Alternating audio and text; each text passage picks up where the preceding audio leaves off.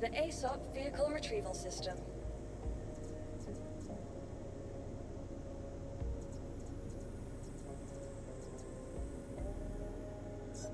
Vehicle selected. Stand by. Your vehicle has been delivered. Please visit.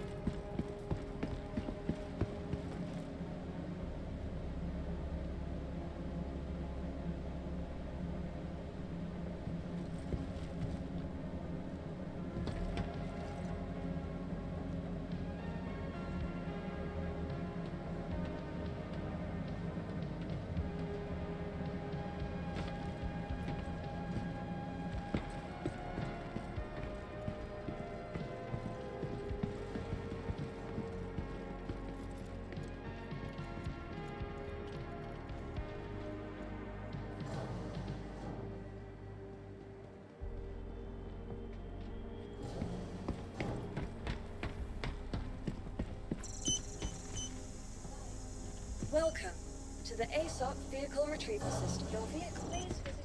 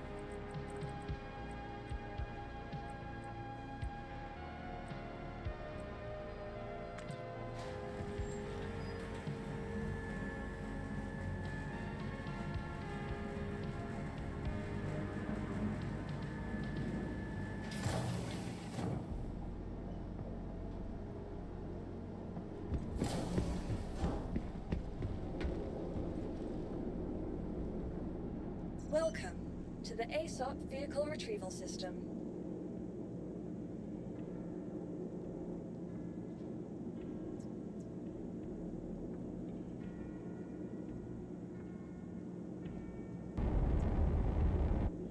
Your vehicle, please visit us again. Goodbye.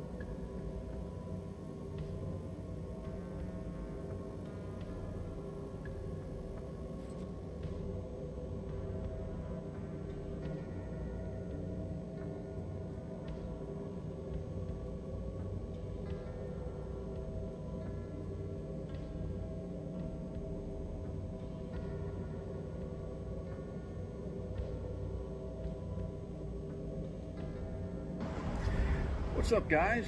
Just paid $20 for a sandwich because like most Americans, I'm busy working all day and don't have time to go to the grocery store and buy all the ingredients to make my own sandwich every day and take it around with me.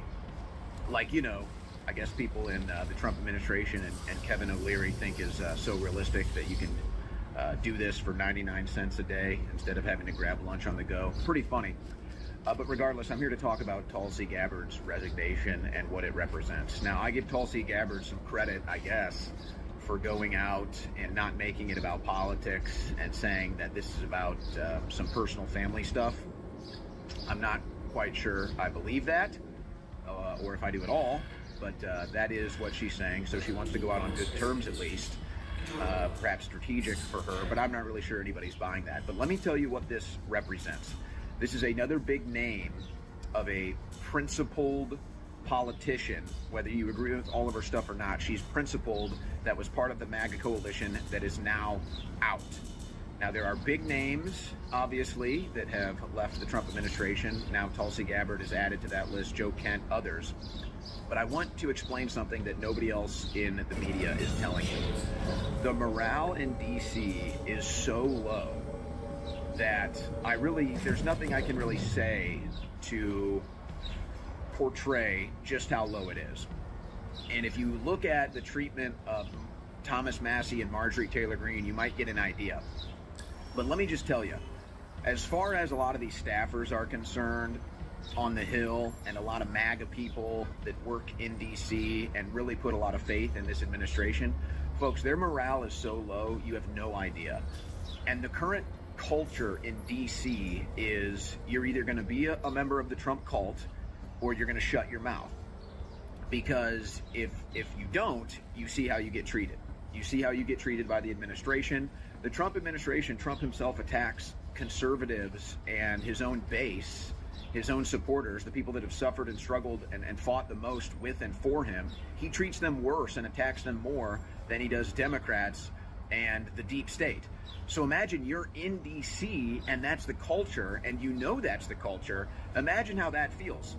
And the remnants, the last remnants of the MAGA coalition that were principled, they're all gone.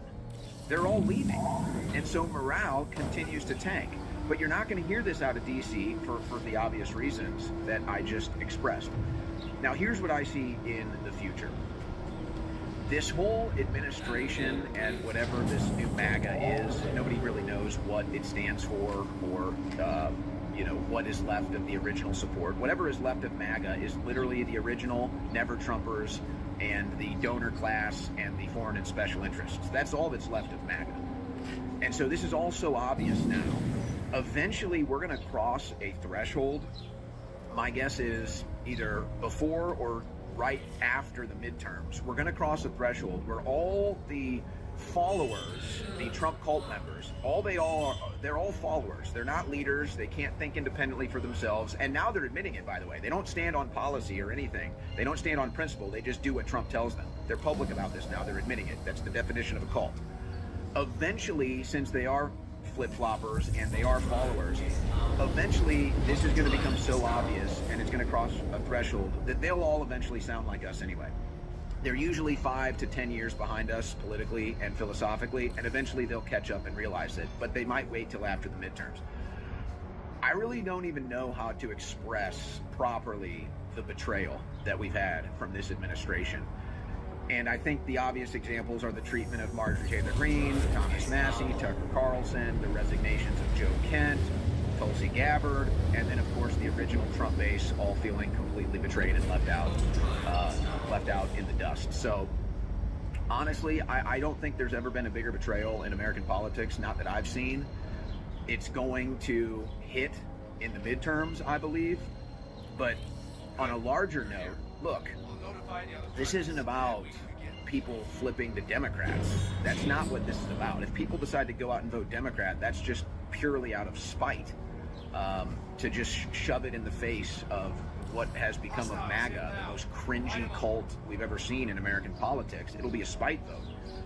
I'm afraid that what Trump has done to the Republican Party, if you still believe in this, by the way, I think that Trump is going to end up being the greatest gift that the Democrats have ever had. There will be people, just because of this MAGA betrayal, that won't vote Republican for multiple election cycles, but definitely in the midterms.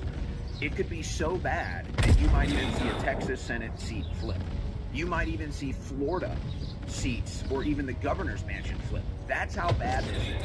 And they kind of want to live in this weird world where they're ignoring the results of the special elections, where the Democrats win every one, and they're focusing on where they've primaried principled conservatives like Thomas Massie and thinking that that's a victory because of the foreign lobby money. Eventually, this is going to all catch up. Eventually, it's going to all catch up. And it's going to become so unpopular that even the people that support Trump now are going to start to flip because it's going to be so obvious. So, hey, aside from that, God bless. Have a great weekend.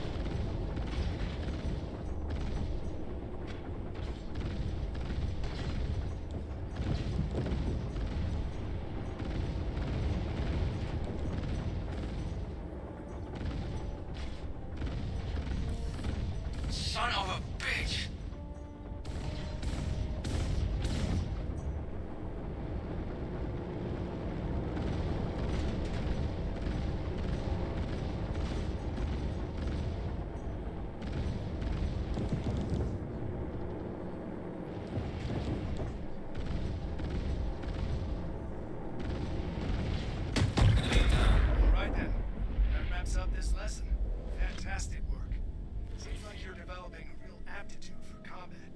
Hopefully the next lesson will help you grow even more.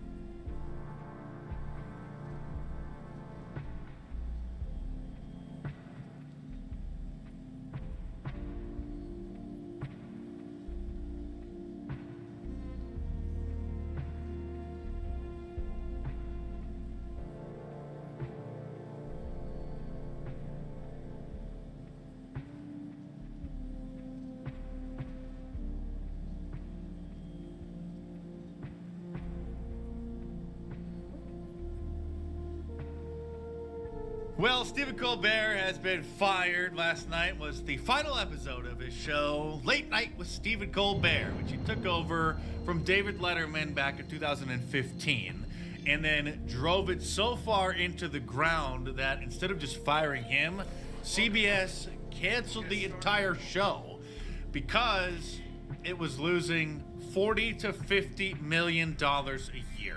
So even if Stephen Colbert volunteered for the show, he was making about $15 million a year, it still would have been a major financial loss. So it's gone.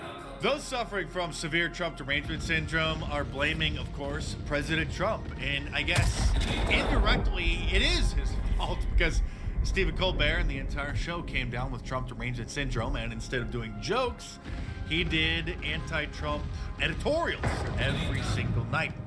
But that doesn't stop the liberal lunatics from literally believing that somehow President Trump must have secretly pulled some strings to get the show taken off the air.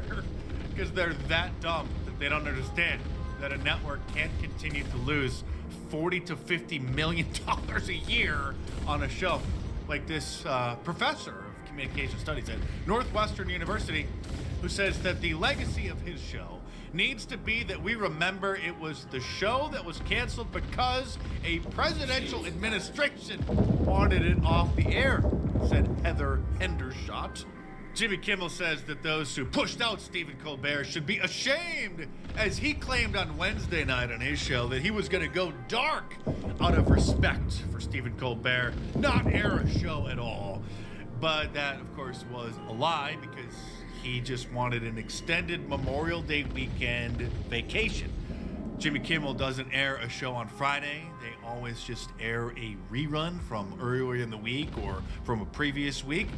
And instead of the network going black, total blackout on ABC, or even just having some kind of a show or some movie that they were airing, or a special, or some unrelated show, they just aired another rerun of a previously aired episode of Jimmy Kimmel yesterday.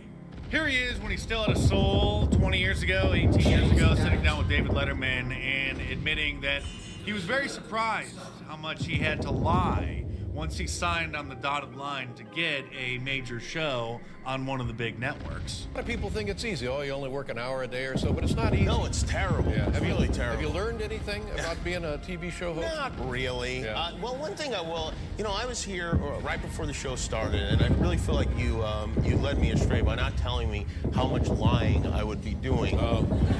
For instance, you tell the guests you like their movies, you tell them you like their television shows. You act like you like them, and I really had no idea that I would you're right. one of the biggest phonies in the world. Yeah, I mean, it's really. hard. Yeah, and who would have thought that Stephen Colbert would have destroyed David Letterman's legacy by running the show into the ground with supposed comedy bits like this. The vaccine. This, of course, right when the COVID vaccine was released. They were so thrilled about the forced vaccination program from the new, are you still not supposed to call it an experimental vaccine? The new amazing forced inoculation that they coerced and forced, who knows how many countless tens of millions of Americans into taking in order to keep their jobs. The comedy show, they say, so lame that after the 2024 presidential election, instead of getting out there and cracking some jokes, he did a cold open, as if we just experienced a national tragedy because Kamala lost. Hey there. How are you doing? If you watch the show regularly, I'm guessing you're not doing great. Yeah, me neither. This is literally how the late night talk shows started the day after the 9/11 attacks. Very sad, somber. Hope everybody's doing well. We're gonna get through this. We're here to help everybody get through this. This after an election. He had the same breakdown after Hillary Clinton lost back in 2016. Let me ask him, how's everybody doing right now? How you feeling? Fantastic. All right, those were the glad. days. You know what? I'm glad. That's better than I thought. Because, I I am so glad to be with you tonight. I wouldn't want to be alone right now. Wouldn't want to be alone after his team lost an election. Aww. He did get a laugh out of me and many others once, however, in the Trump era when he accidentally made the most hilarious joke to ever air on his show when he said this. I know you guys are objective over there, that you just report the news as it is. No, I know. CNN makes a. I know. Was that supposed to be a laugh line? I wasn't supposed to be, but I guess it is. I guess it is, because even his audience knows how insane the Clown News Network is. All of the brand name late night comedy shows have gotten so lame over the last 10 years, they all literally sound the same. I mean, literally, just listen to this. Here he is earlier this week talking about the release of the Trump phone, a cell phone that for some reason President Trump has released after a long delay after they initially announced it. I like to give good news when we can give good news, and I have some wonderful news for my MAGA viewers. The Trump golden cell phone has finally arrived after a 9-month delay. Now, the only Trump item more disappointing after a 9-month wait was Eric. You know, The highly anticipated Trump mobile phone finally began shipping this week, 9 months after it was supposed to be shipped. The last time anybody had to wait 9 months for something this bad with the word Trump on it was when Don Jr. was born, Anybody with half a brain knows that these brand name late night talk shows largely serve as liberal propaganda outlets, and Kimmel is credited with preventing the repeal and replacement of Obamacare back in 2017 at the beginning of President Trump's first term because of his tear-filled monologues, because he had a son that was born with a heart condition and needed some surgery, and somehow his son wouldn't have been alive without Obamacare, even though he's absolutely loaded and take his son to the best hospital in the world. But that convinced John McCain to then cast the deciding vote no when that bill finally went for a vote. Jimmy Fallon is the same way after he took over The Tonight Show for Jay Leno, after Jay Leno was fired by NBC because he was the only late night talk show host who took the gloves off and actually started doing real funny jokes about Obama, just like all the hosts used to do about every other president. But remember, once Obama was in office, then it was only kid glove jokes with him. Then Jay Leno took the gloves off, and then so they fired him despite being number one for like 20 years. And then the first week, as soon as Jimmy Fallon replaced him, they had Big Mike, Michelle Obama on to promote Obamacare. And when Jimmy Fallon had Donald Trump on the show back in 2016 and treated him like any other guest, and had this hilarious moment when President Trump let him play with his hair and see if it was real or not, then he later apologized for, quote, humanizing the man. Apologized for having fun on his show with a presidential candidate. By the way, he didn't just apologize for having President Trump on and humanizing him. He said that he felt tremendous personal pain and anguish. This from Associated Press. Jimmy Fallon reveals personal pain following Trump fallout back in 2018. Jimmy Fallon has opened up about his personal anguish he felt following the backlash to his now infamous hair-amusing appearance with Donald Trump. The host of The Tonight Show tells The Hollywood Reporter that he made a mistake. Made a mistake having fun on his show and apologized if I made anyone mad. The libtards in mainstream television audiences are so stupid that they got upset at Jon Stewart, whose real name is John Leibowitz, in case you didn't know, after he returned to host The Daily Show temporarily during the 2024 presidential election cycle because he made jokes about both Donald Trump and Joe Biden. This from The Hollywood Reporter. Jon Stewart, Leibowitz, draws liberal anger for criticizing Biden. This is quoting Mary Trump, Trump's delusional niece. I'll never forgive you. Some Democrats aren't happy with The Daily Show host's critique of the president's age-related issues. And even the White House is weighing in. Imagine the Joe Biden White House got upset because a comedian made fun of old Joe being delusional. Goodbye, Stephen Colbert, and congratulations to CBS for saving $40 to $50 million a year by doing what was long overdue. And by the way, for just $5 or however much you want, you can support my show by figuratively buying me a coffee by clicking the link in the description below. It's a great crowdsourcing service that allows viewers to tip their favorite content creators. So click the link in the description below, head on over there and check it out.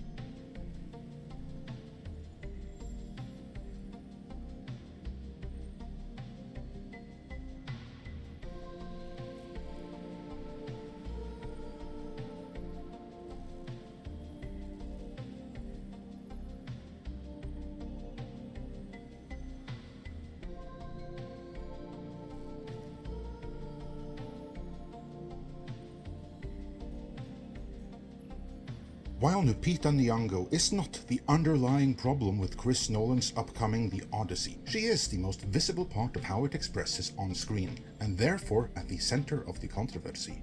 The best thing any talent can do in a situation like that is remain quiet, let the work speak for itself, and then maybe address the situation at a later time, after the fact.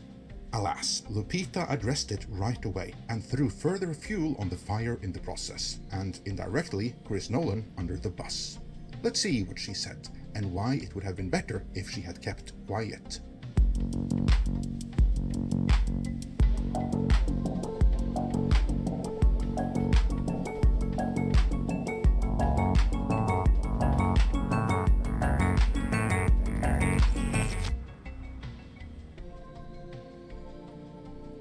This video is sponsored by Black Forest Supplements.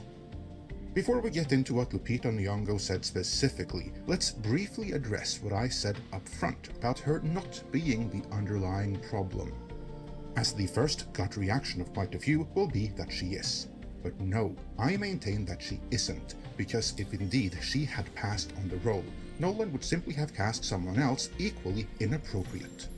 Because, as we are about to get more examples of here, his intention was always to subvert the Odyssey, not to do the original epic justice. If that was his goal, he would not have used the 2017 Emily Wilson translation as the starting point for his script. And I use the term translation loosely here, because as we saw in our previous video, hers is not so much a translation as it is a reinterpretation from a current year feminist perspective which stands outside and passes moral judgment on both Odysseus and ancient Greek culture at large.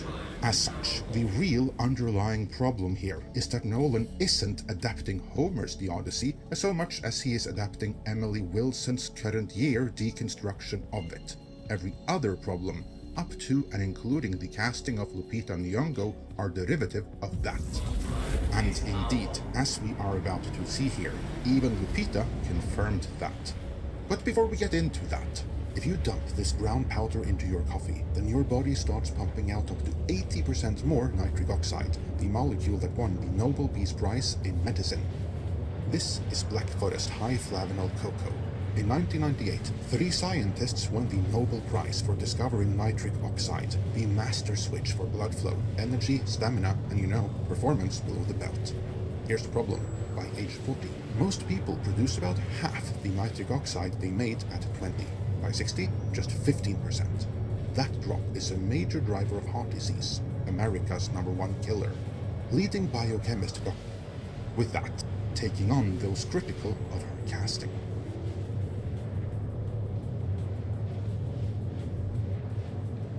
Lupita spoke out to Elle magazine, a publication whose readership of older women only has limited crossover with the movie-going audience.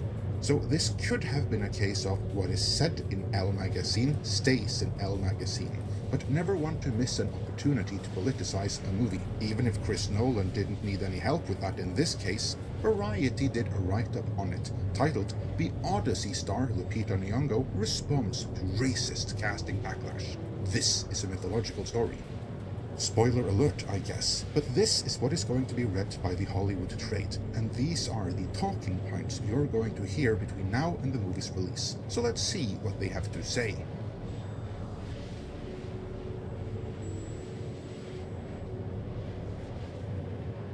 This piece, which goes much further than the original L piece in its editorial framing, reads, Nyong'o plays Helen of Troy, the Greek mythological character who was thought of as the most beautiful woman in the world and is often referred to as the face that launched 1,000 ships. Because her marriage to Paris of Troy kick-started the Trojan War. Nyong'o's casting has sparked racist backlash, with commentators like Matt Walsh saying that not one person on the planet actually thinks that Lupita Nyong'o is the most beautiful woman in the world, and that Nolan was a coward for choosing her instead of a white woman. Elon Musk concurred, saying Nolan cast Nyong'o because he wants the awards. That may be the case, but I think there may be other motivations there as well, or he has simply been in the wrong crowd for too long. Either way, the piece continues, this is a mythological story, Nyong'o said in an interview with Elle, dismissing the hate. Before we move on, I just want to address the editorializing done by Variety here. There is very little hate going on here, and no one supports what there may be. What there is, though, is criticism, and justified criticism at that. And that is not going to get any better by dismissing the Odyssey as a mythological story, as if that somehow makes subverting it any better. No, arguably, that makes it worse, because this isn't some rando throwaway myth among thousands. No, in subverting the Odyssey, you are no longer rewriting any one historic event or individual. Like when Vikings Valhalla on Netflix turned Håkon Jarl, the de facto first king of Norway, into a black woman, which was bad enough. This is still somehow even worse, because this is one of the foundational works of the entire Western civilization that is being subverted here, first by Emily Wilson in Academia, and then by Chris Nolan, who furthers Wilson's reframing and subversion of the Odyssey in this movie. And make no mistake about it, that is what this is. Ideological subversion of the very kind that Yuri Bezmenov warned against. In short, it being a mythological story is no excuse.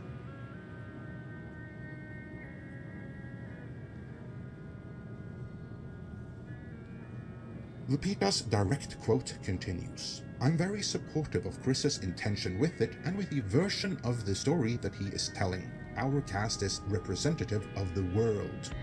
To begin with the first part, of course she is supportive of Chris's intention. He hired her, that paycheck is no doubt good. And it would have been kind of disloyal and bad for her career if she wasn't, so can't really fault her for that. But the problem here is that the version of the story that Nolan is telling, assuming that he is staying somewhat true to the Wilson reinterpretation, is a subversion of the foundational work of Western civilization. That last bit, about the cast being representative of the world, is a pure studio talking point, and I can't believe they're still using that crap. No, this cast is not representative of the world. Like every other production that claims to be that, it is representative of a few postcodes in LA at most, maybe Portland. What it most certainly is not representative of is what Bronze Age Greece actually looked like. And at the very least, being able to kind of pass for that is a pretty big deal for the movie-going audience of the world. You know, the same movie-going audience of the world that for a decade now has demonstrated that they do not value a cast that is representative of the world, supposedly.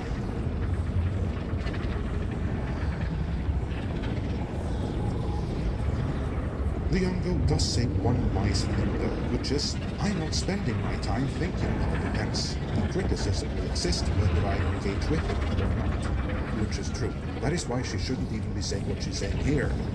You see, the only correct answer in such a situation is to say that you look forward to the project coming out so everyone can judge it on its own merits. Then Variety wouldn't have had anything they could use to stoke the flames of division further, and there would be no need for a video as just this. But alas, she didn't stop there. Instead, Instead, she proceeded to address the stunning beauty of Helen of Troy, which the critics feel Lupita doesn't quite embody, even if beauty is in the eyes of the beholder. Variety continues. Nyong'o said her interpretation of the character goes deep. You can't perform beauty, she said. I want to know who a character is. What is beyond beauty? What is beauty to us? That's the thing about doing such a well-known text, which has been studied and interpreted and derived from. The research could be endless. The good thing about working with a writer like Chris is that it's on the page. The investigation starts with the pages you're given. That's what I based it on. In other words, she read the lines she was given. Not a lot more she can do, as Chris Nolan is the one who cast her, and if she had not accepted, the role would have gone to someone with similar looks as her, because clearly that is what Nolan is going for here.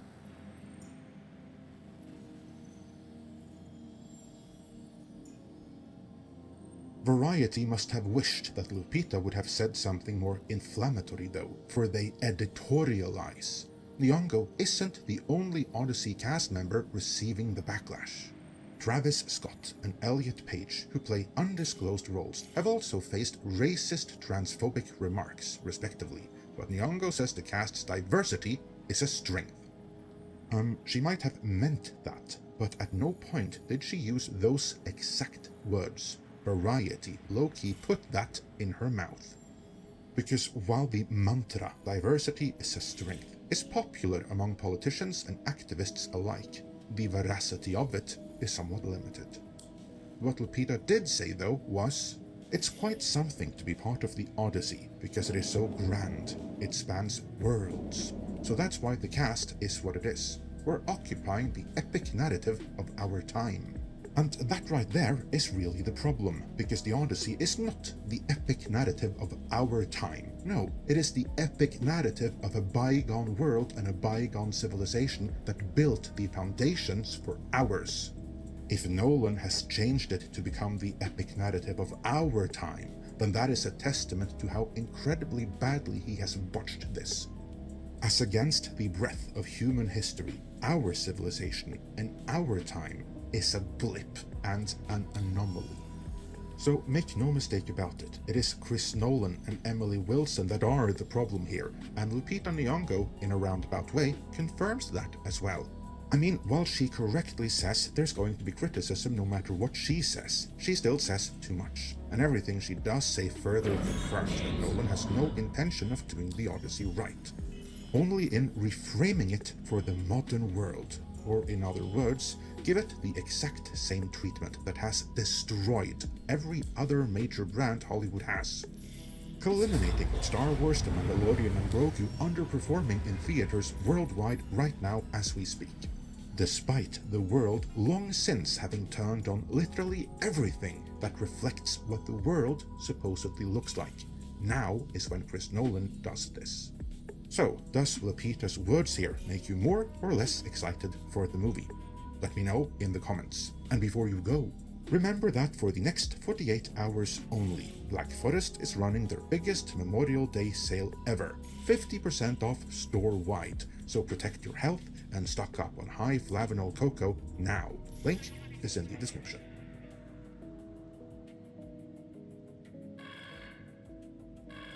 Welcome to Thomas Space Industries. Enjoy the ride. System checked. Weapons system is on.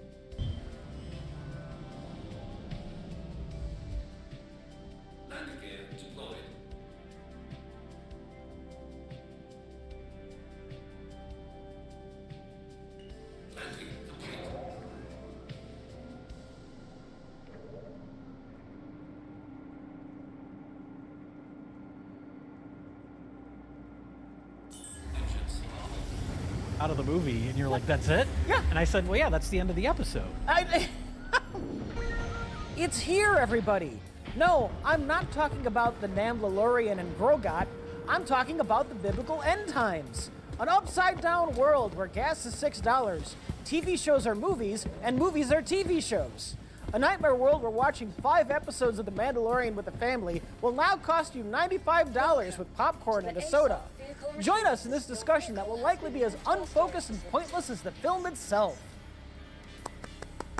This is the first time Rich has ever written an introduction for a half in the bag discussion. He did well. He did well. I wrote my own, but yours is superior. Really? Yes, I didn't know what you would come up with, so I wrote something, but I wasn't as inspired. Yeah. So that was very good, Rich. Thank you. I'm proud of myself. Speaking of uninspired, I want to know what brought this into existence. well, that was, I mean, it seems obvious to me. We're talking about the Mandalorian and Grogu, which while you're watching the film, it feels very blatantly like it was planned as a season of a TV show.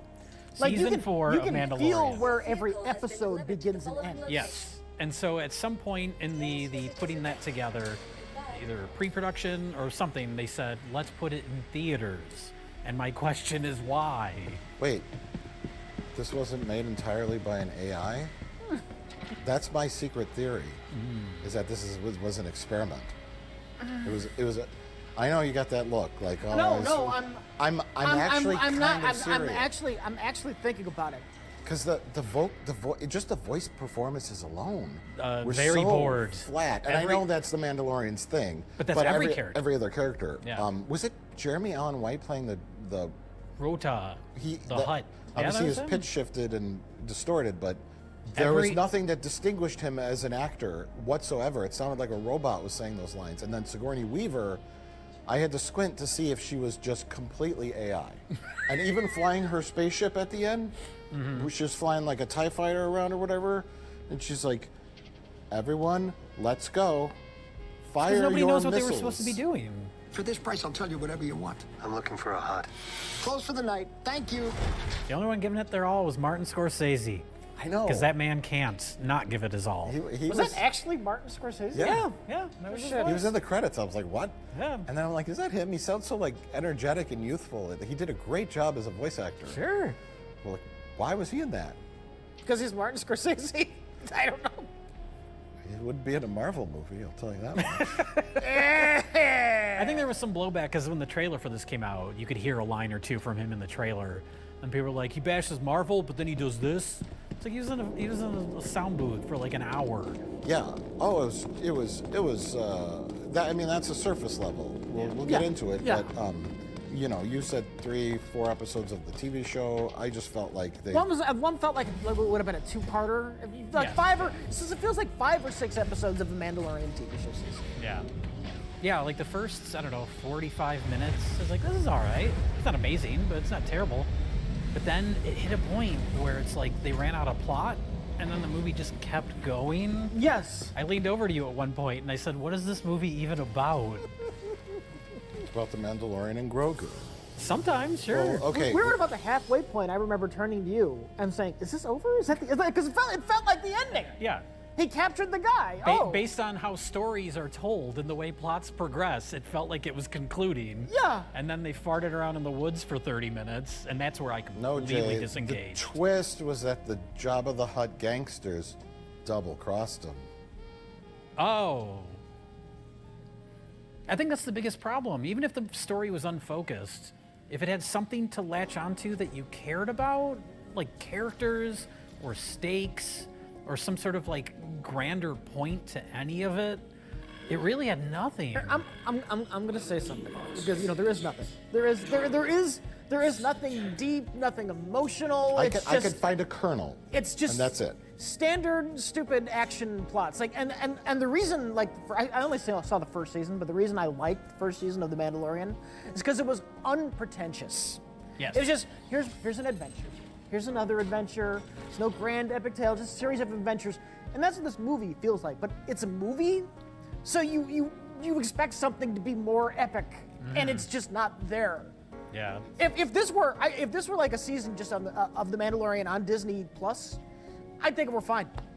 I'd actually think we're fine. I'd say it's enjoyable. In fact, I'm gonna say, when this comes out on Disney Plus, and there's not like a theater paywall behind it, you can just watch it. It's probably a fine to watch in chunks. It's probably fine.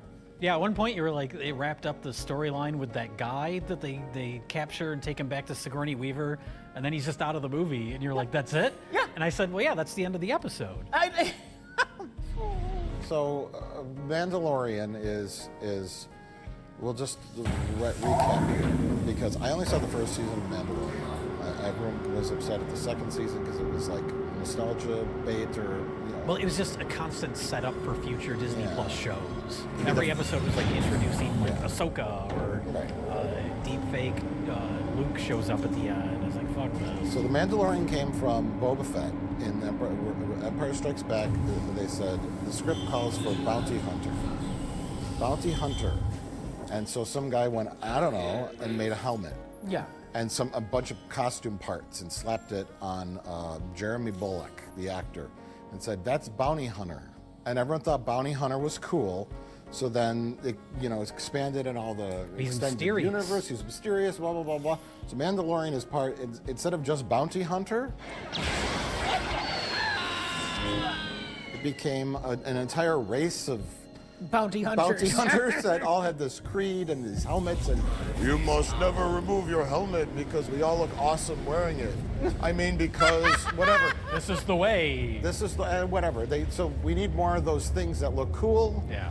Let's do this show. Here's Pedro Pascal wearing a helmet, and he's the man with no name. He's just like a loner. And that's why for a show like that, it's okay that there's not much to him as a character. Right. But when you transfer to a movie, he's joyless, he's soulless, bored. You can have a character like that, but you need some other character who's like the emotional focus of the story. I mean, that's what Grogu is supposed to be, but it doesn't go beyond, look at how cute he is. Right. They're missing one other character. There was a few points in the movie where someone says to like Mandalorian, they're like, someday you're gonna have to let him go. He's gonna grow up, blah blah blah. So I kind of thought that's what the movie was building towards, was like him letting Grogu go off on his own. He has to forge his own path, but that didn't happen. No. That was the surrogate for that was the Jabba the Hutt's son. Right. I guess it's the closest you have to an emotional core. That's what I was saying. That's I dug through all the crap and I found the little teeny tiny kernel, and that was it. What's so powerful about it is that it's about family. Yeah. It's about family, and that's what's so powerful about it. I was gonna make that joke in my intro, but it just seemed we're going there again. Yeah, We've beat that one to go death. there forever. Well, we're talking about Mandalorian and Grogu, so doing something tired and boring is okay. Because sometimes movies are powerful because they're about family. Of course, but sure. when you have nothing to say about something, that's when you pull that line out. That's what Carrie Fisher did. Yeah. She had no idea what the movie was about. Right. And she just said some bullshit because she was a pro. It's about family.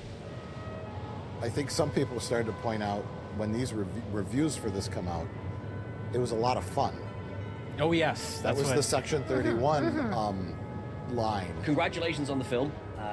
I've seen it. It's so much fun. It is very fun. It is very fun for me, but I'll be honest, Star Trek's kind of hit or miss with me, but this was awesome. I had a lot of fun with this. This was great. But when reviewers want to be praiseful and keep getting invited back to screenings or but there's influencers nothing else to say about the film.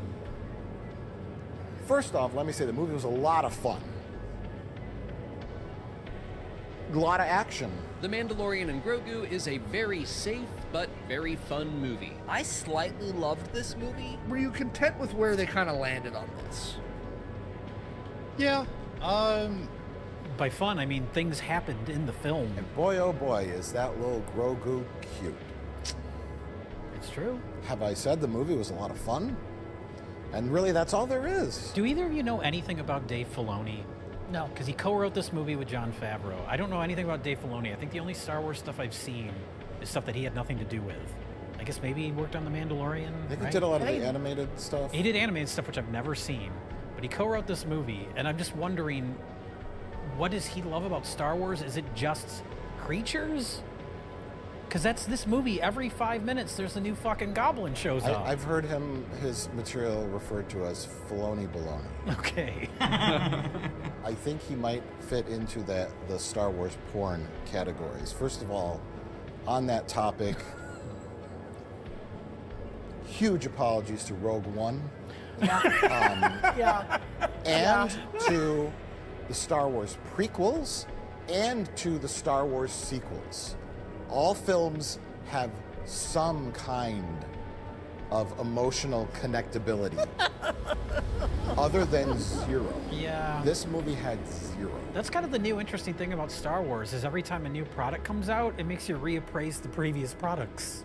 Yes. Hey, the prequels weren't that bad. No, the prequels are still shit. Well, the prequels are bad, but they're bad storytelling.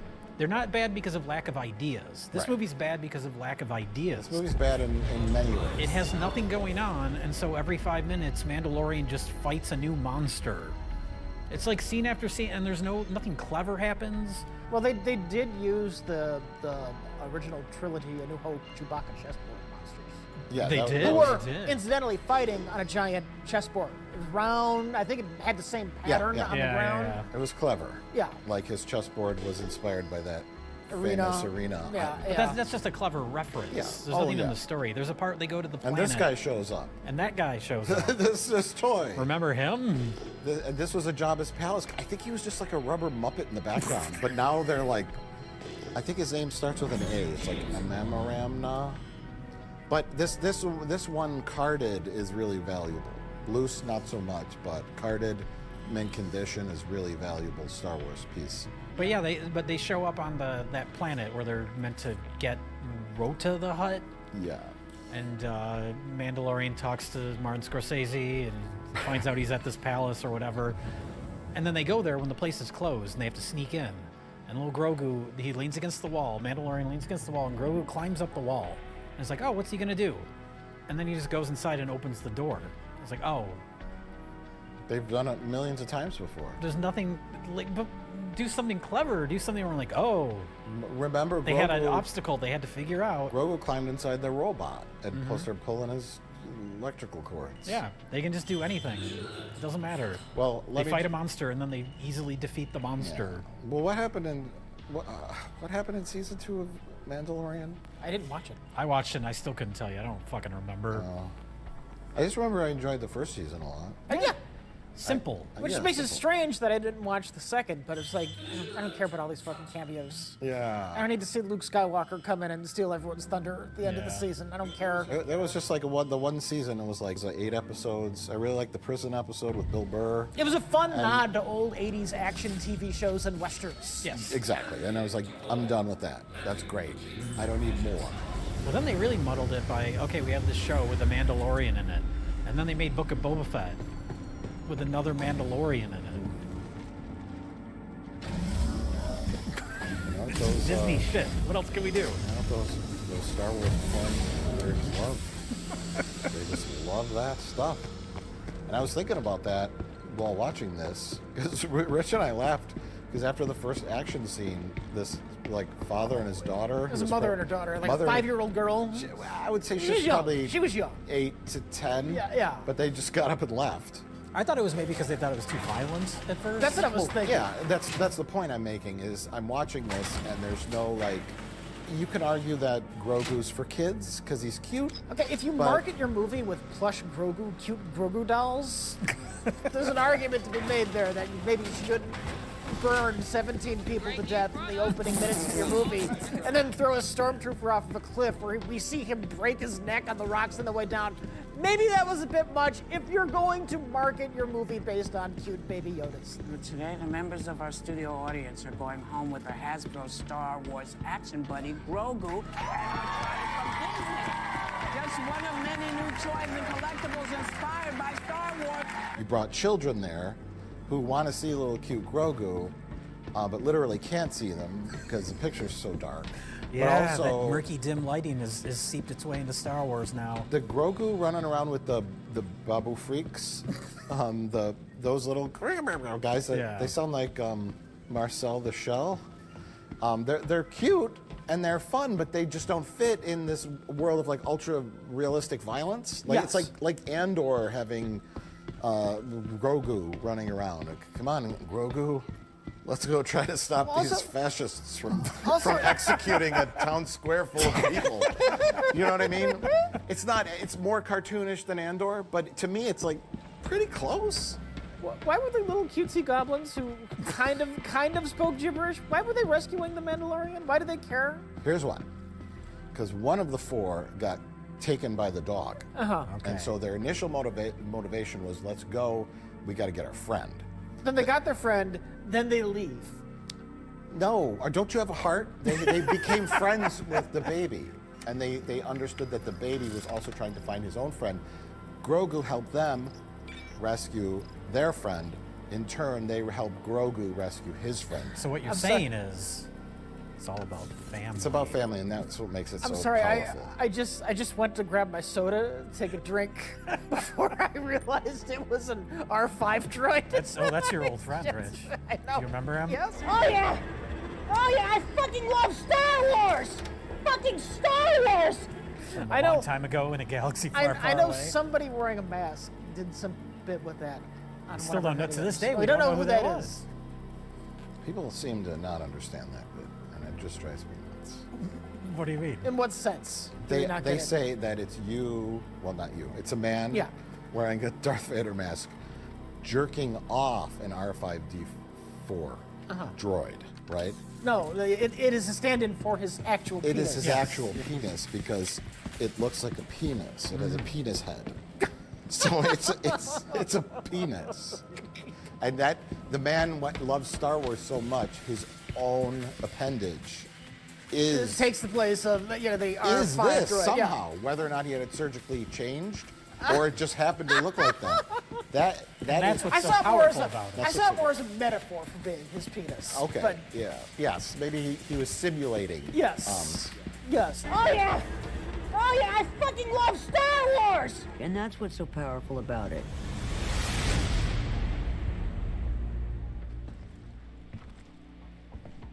There's a lot of Star Wars now. What's your trick for making a story feel fresh and not just more of the same? When you're making a Star Wars film, what's the first thing you think about? Action scenes or the characters? If you could give one piece of advice to kids who dream of working on films like this, what would it be? It's such a like simplistic argument or complaint to say something is boring, but this movie was fucking boring. Fans debating, fans discussing, you know, that's the most important thing. The second half, once they start farting around the woods, I got so disengaged, and then I was just out for the rest of it. They certainly have a voice and let us know, which, you know, as a fan myself, I'd probably do the same, so. I had a little, a faint little like pulse when Grogu, because Mandalorian is injured, he's sleeping in a hut. Little Grogu curls up next to him and goes to sleep. I just wanted to know, was there any relationships in your life that inspired the way that you wanted to portray that closeness between you and Grogu? But before that, he was just like, Grogu's just walking around those woods. It's like a best of the worst movie. That didn't need to be a 45-minute long sequence. Yeah. This is the episode where Grogu meets the guy in the woods and befriends him. I had low expectations. I had like really low expectations. I'm in the category of it was fun. So I had slightly higher expectations because I was expecting to be at least sort of like wowed or entertained. Just a fun adventure story. Is kind of the vibe I was getting. I always saw Solo, a Star Wars story. I mean, it wasn't like an amazing movie or anything, but it had some fun interactions with the characters, and there was good set pieces, and I understood what was happening, and it felt like there was like a directive in it. He needed someone else to interact with that wasn't him or Grogu. Those needed a girl.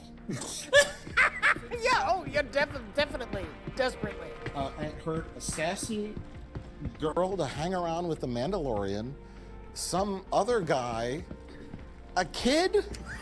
That's Grogu. I mean, you got the guy who was flying the ship who walked in and out of the movie at the beginning and He was an AI. He was an AI. I know. AI NPC. Road of the Hutt wasn't that bad of a character. If he would have stayed throughout the whole he film, stayed throughout the and if film, they it would picked have up been better, another yes. one or two Road of the Hutt-esque characters, You're asking for Rogue One. Well, see, Rogue One had boring characters, though. Yeah, they were boring. They had no chemistry. yes. They had nothing to, Yes. If those two characters are great and engaging, and there's stakes to what's happening in the story, you can get away with just those two. Didn't the TV show have Canceled Lady and Apollo Creed? Weren't they kind of his group? Yeah, they kind of came and went throughout the series. She got canceled twice. She got canceled in 17 seconds recently. Immediately, Rousey takes Carano down. But yeah, speaking of this being the movie, that's why I kind of thought it would lead up to him letting Grogu go, or some sort of an emotional weight to anything.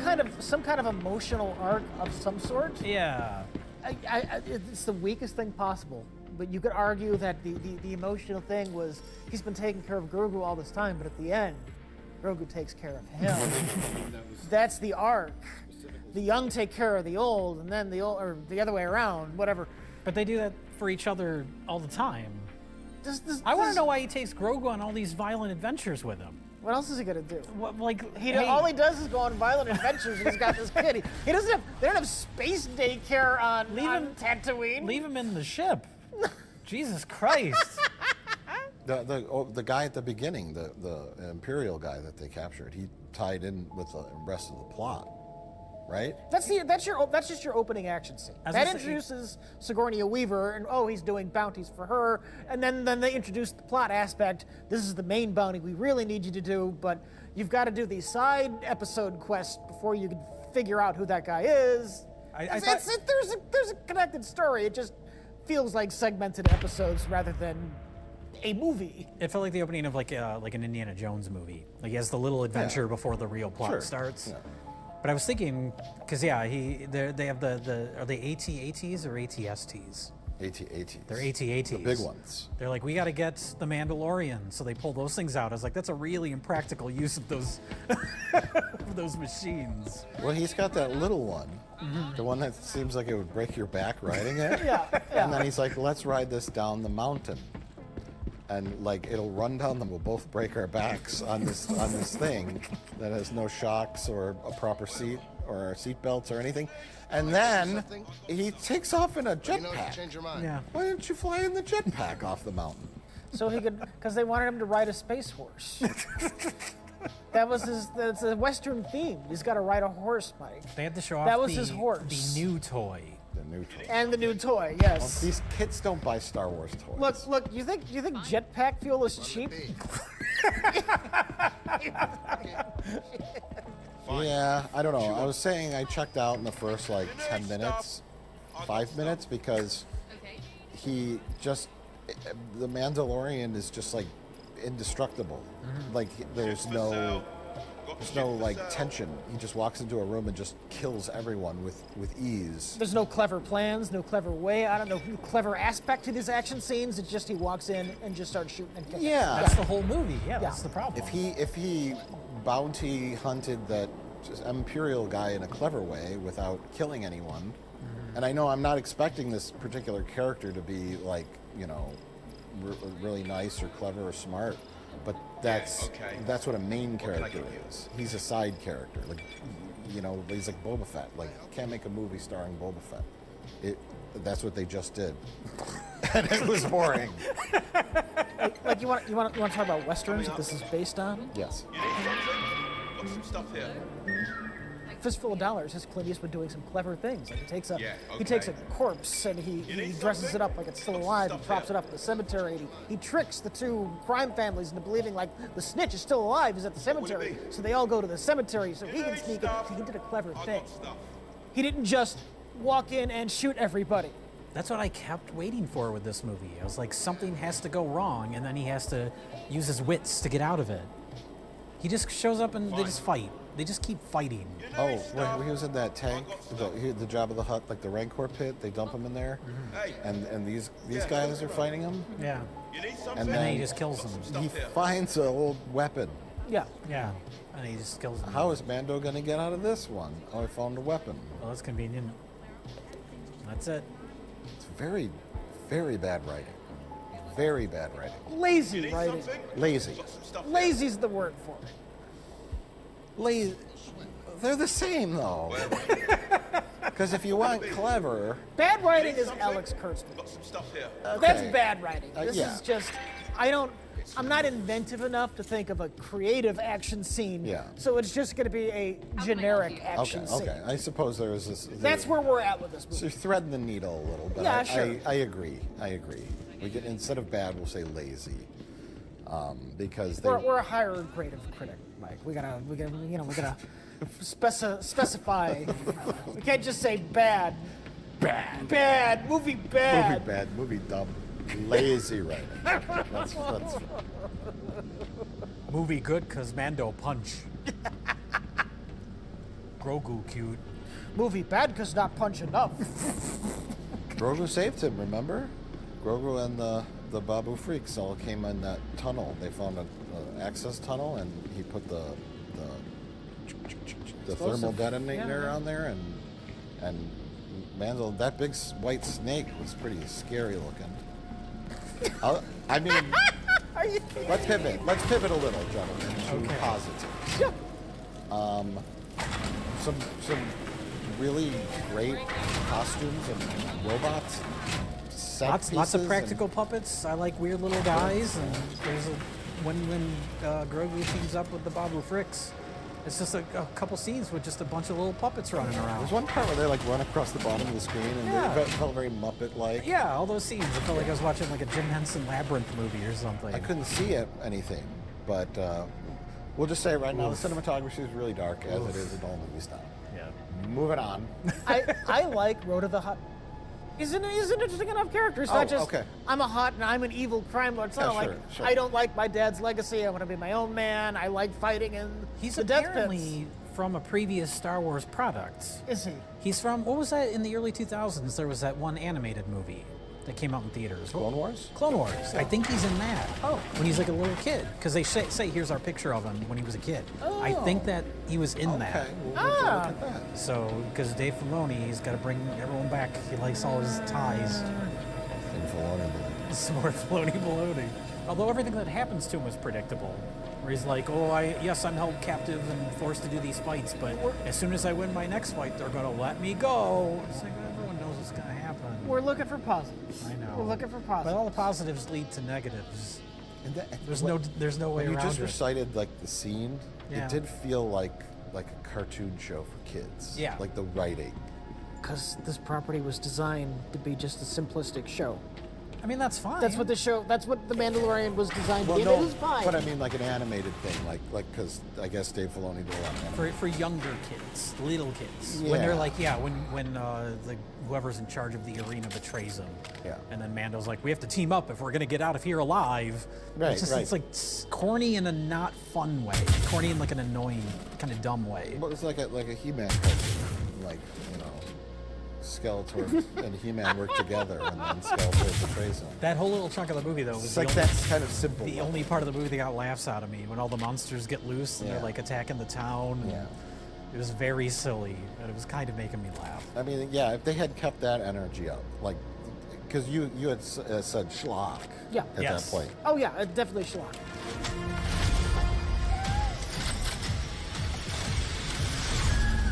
I was going to add positives. I liked the score. It was very different for a Star Wars film. The inclusion of like the electronic music. He's landing on that planet looking for Road to the Hut. I feel like I was watching like a big budget version of like Manborg. So I was okay with that.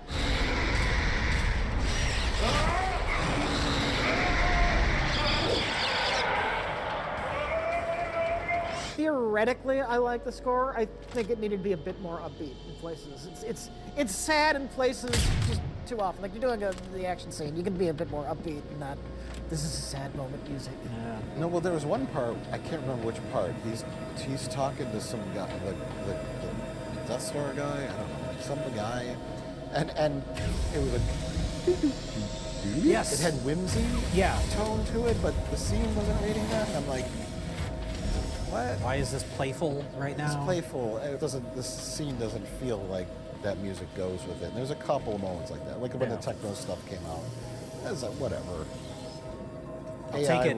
It gave the movie a little more life than it otherwise would have had. So yeah. I'll take it. It's never too late to be a hero. You also have a very beloved co-star, Grogu. Yes. Talk to us about that, like, from the very beginning to now getting to work in a film with him now. Like, how has that evolved in the way that you work with the character? But what is it? Does it movies? What is it? No, in TV shows. TV shows and movies have now officially completely switched places.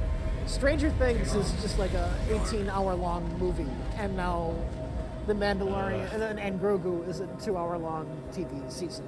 Yeah, I was It's thinking about that really too. weird. This is one of those weird movies that looks both cheap and expensive at the same time, because it looks like a very expensive TV show, but for a movie it feels kind of cheap. And like the way it's shot, I was thinking about it in comparison to like The Force Awakens. Like that's such a there's color, there's life, there's energy to it, and this just feels so drab. Like visually, we talk about the lighting, of course, but also just like shots, just lots of flat shots.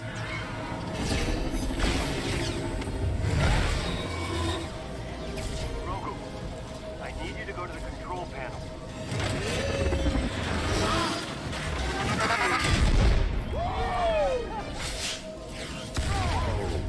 I was thinking about that when he goes into the Hutt's lair, and whatever the two Hutts are, and how drab and ugly it is, and then how the Return of the Jedi Jabba the Hutt palace scenes are so like vibrant and bright, even though it's supposed to be a drab, dark kind of layer. You can still see what's But happening. yeah, and it doesn't have that, I don't know, it's just sort of like that digital monochromatic blah look when the film, like The Force Awakens, is rich and colorful. It looks like a movie. Yeah. Then there's those scenes where he's on that ugly like planet. It's like a moon.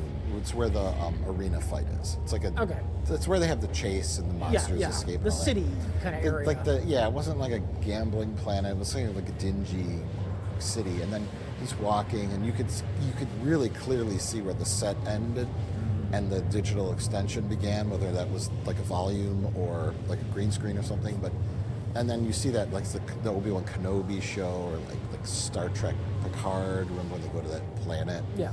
It's just like, it all looks so ugly, brown, gray, and flat. Cheers to J.J. Abrams. And to The Force Awakens. We all know the For problem. its direction. Now we got Jon Favreau and Dave Filoni. He showed up in a cameo in this, Dave Filoni. Yeah, he was fine at X-Men. He showed up and I was like, fuck you. Like, just seeing him in the movie, like, irritated me. I don't know anything about him. I don't necessarily have anything against him, but this movie was so uninspired. And he's like, and I'm gonna put myself flying an X-Wing in it. I'm like, oh, fuck off. It like annoyed me. That's fair. Did he have a stupid cowboy hat on? He did in the earlier scene when they first go to the whatever where Sigourney Weaver is. He was like at the bar, and I think he was wearing his cowboy hat.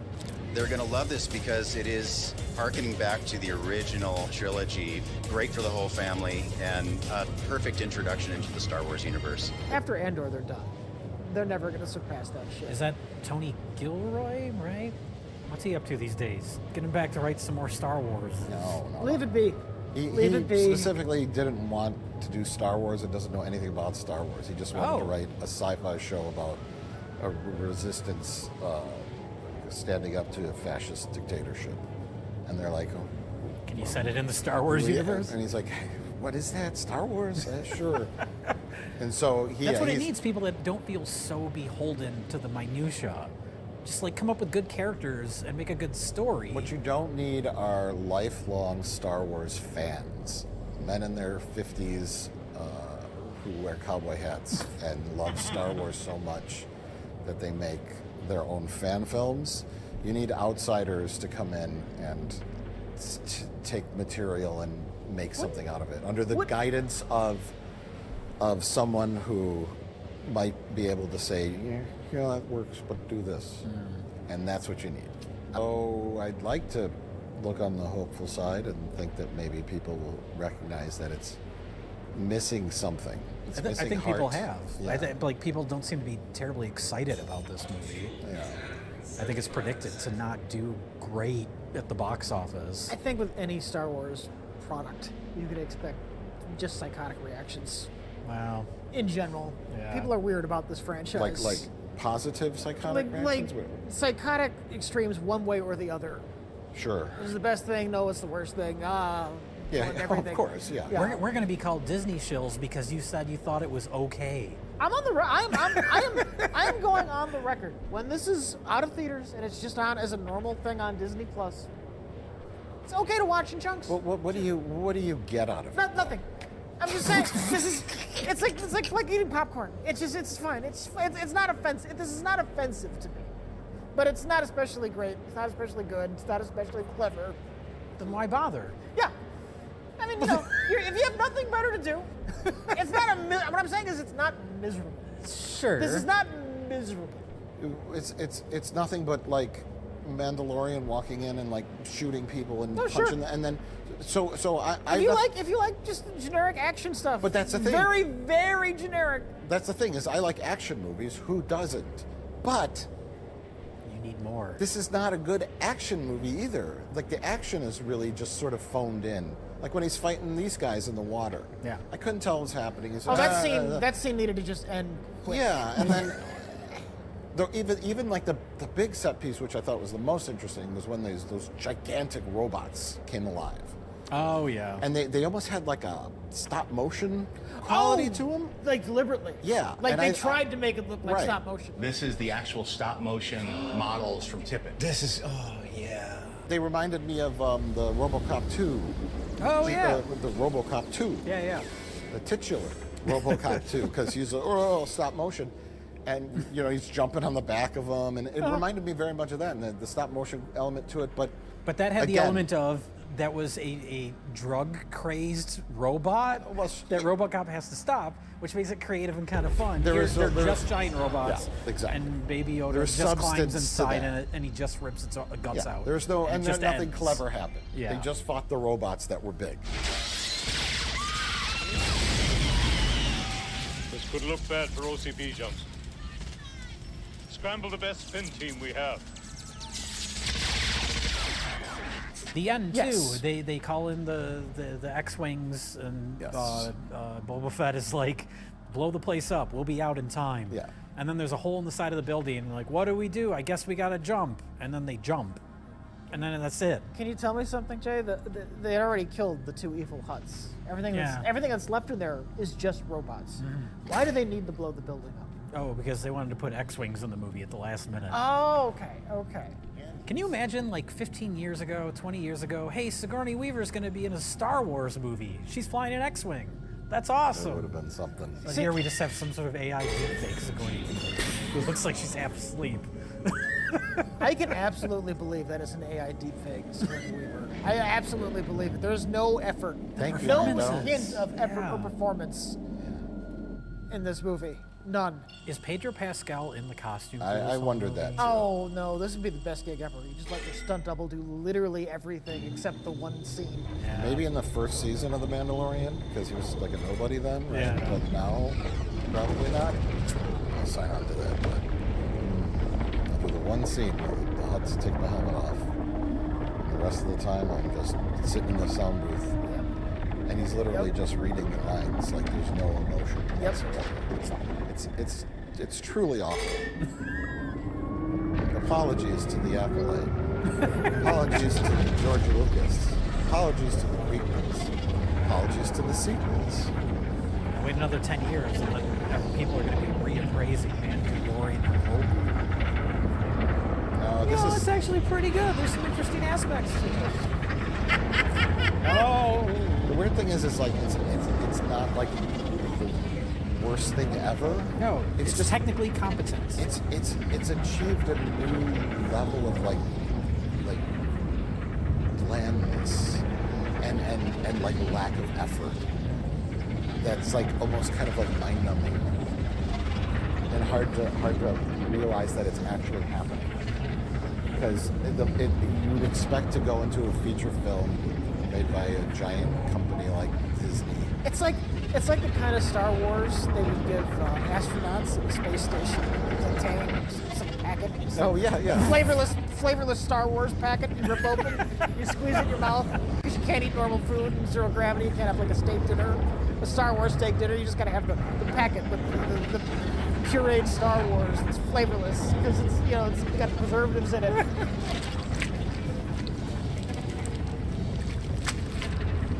But the goal is to get the younger ones hooked. That's what they tried to do, and I think that's why they put this in theaters.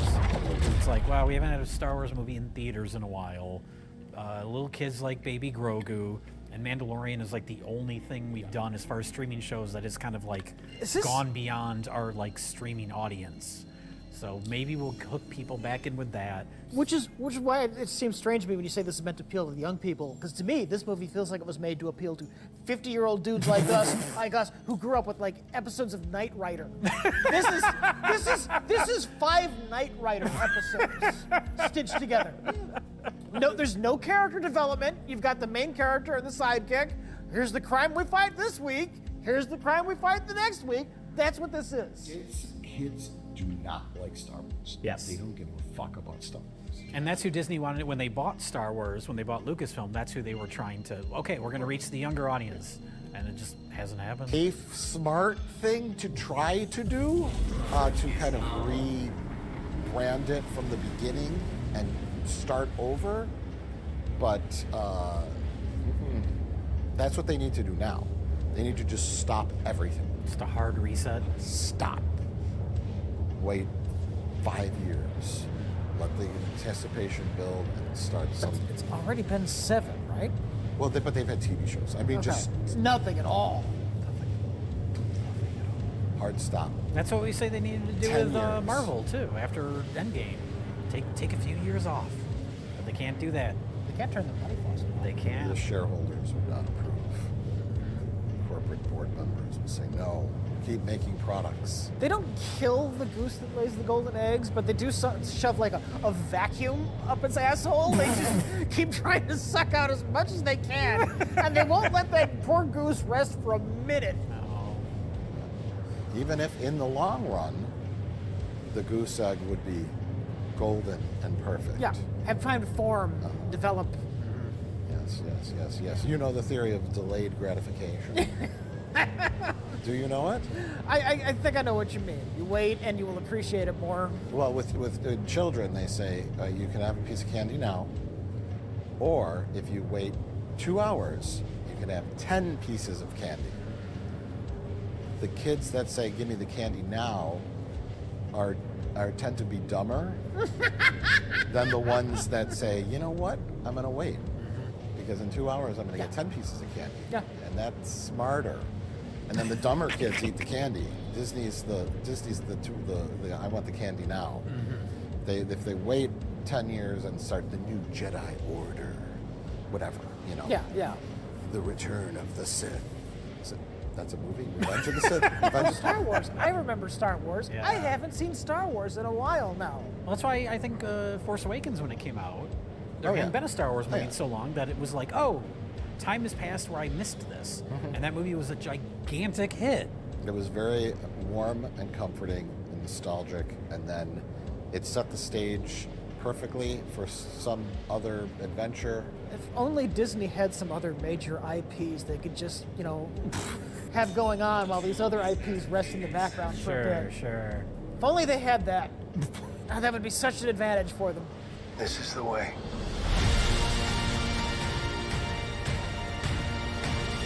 I was thinking about that and thinking, I was like, is this movie the worst Star Wars movie?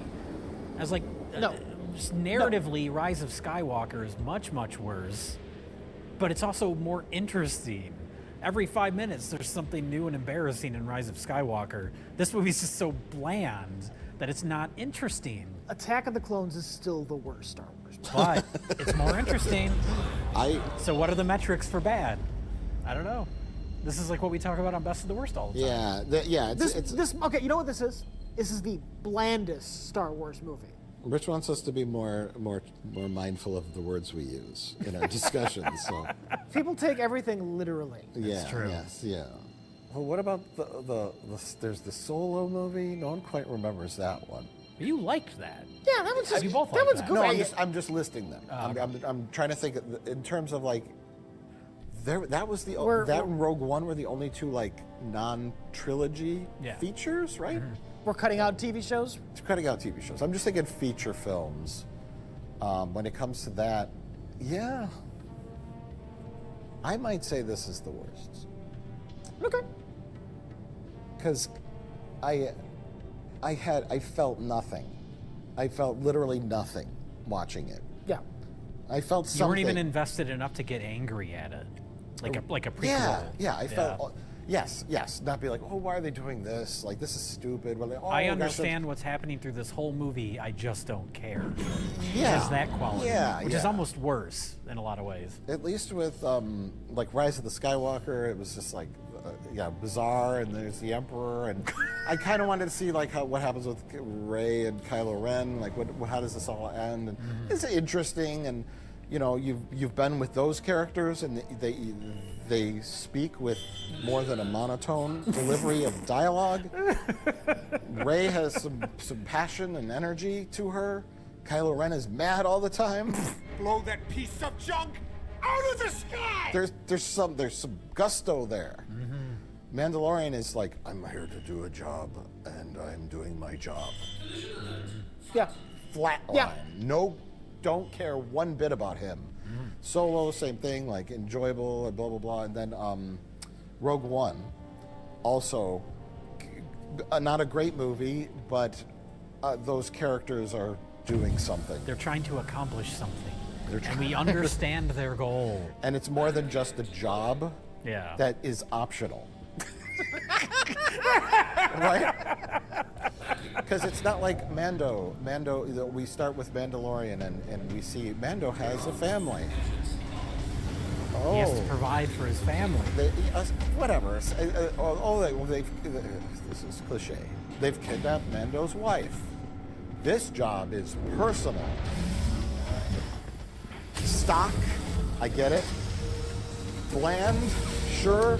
Boilerplate, whatever. Motivation. Mando goes and does a job. He captures an Imperial guy, and he gets a bunch of coins. Thanks. I'll be back for my next job. Oh no, they've kidnapped your family, Mando. This job is personal. It's about family, and that's what's so powerful about it. Just give me that.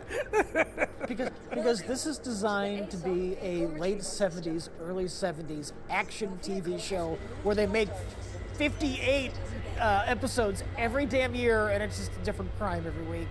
The heroes are static, they don't change. And they got a sidekick, they got a catchphrase. This is the way. Yeah. I was gonna say, speaking of catchphrases, it's like dialogue. No memorable dialogue even in this movie. No. No funny lines or anything. It totally feels like an AI wrote this. Jabba the Hutt has nephews and nieces, and the Mandalorian must first stop a Imperial guy. And it could be a thing where they made the whole movie with AI, and if the movie was like a gigantic hit and everybody loved it, then they would come out and say, hey, you know what? We made that with AI. You didn't even notice, and you loved it. Yeah. But now that it was made with AI and nobody cares and nobody likes it, they're just going to keep that to themselves. Yeah. That was the plan. Nobody seemed like they were excited. Nobody was having a good time. No lightsabers, no music. Like, I don't know. Blah. At no point did the Mandalorian Grogu even attempt to push these characters forward or evolve them.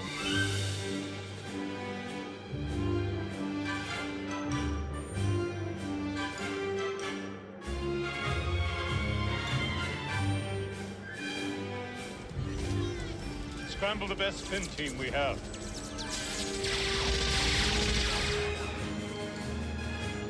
Bye.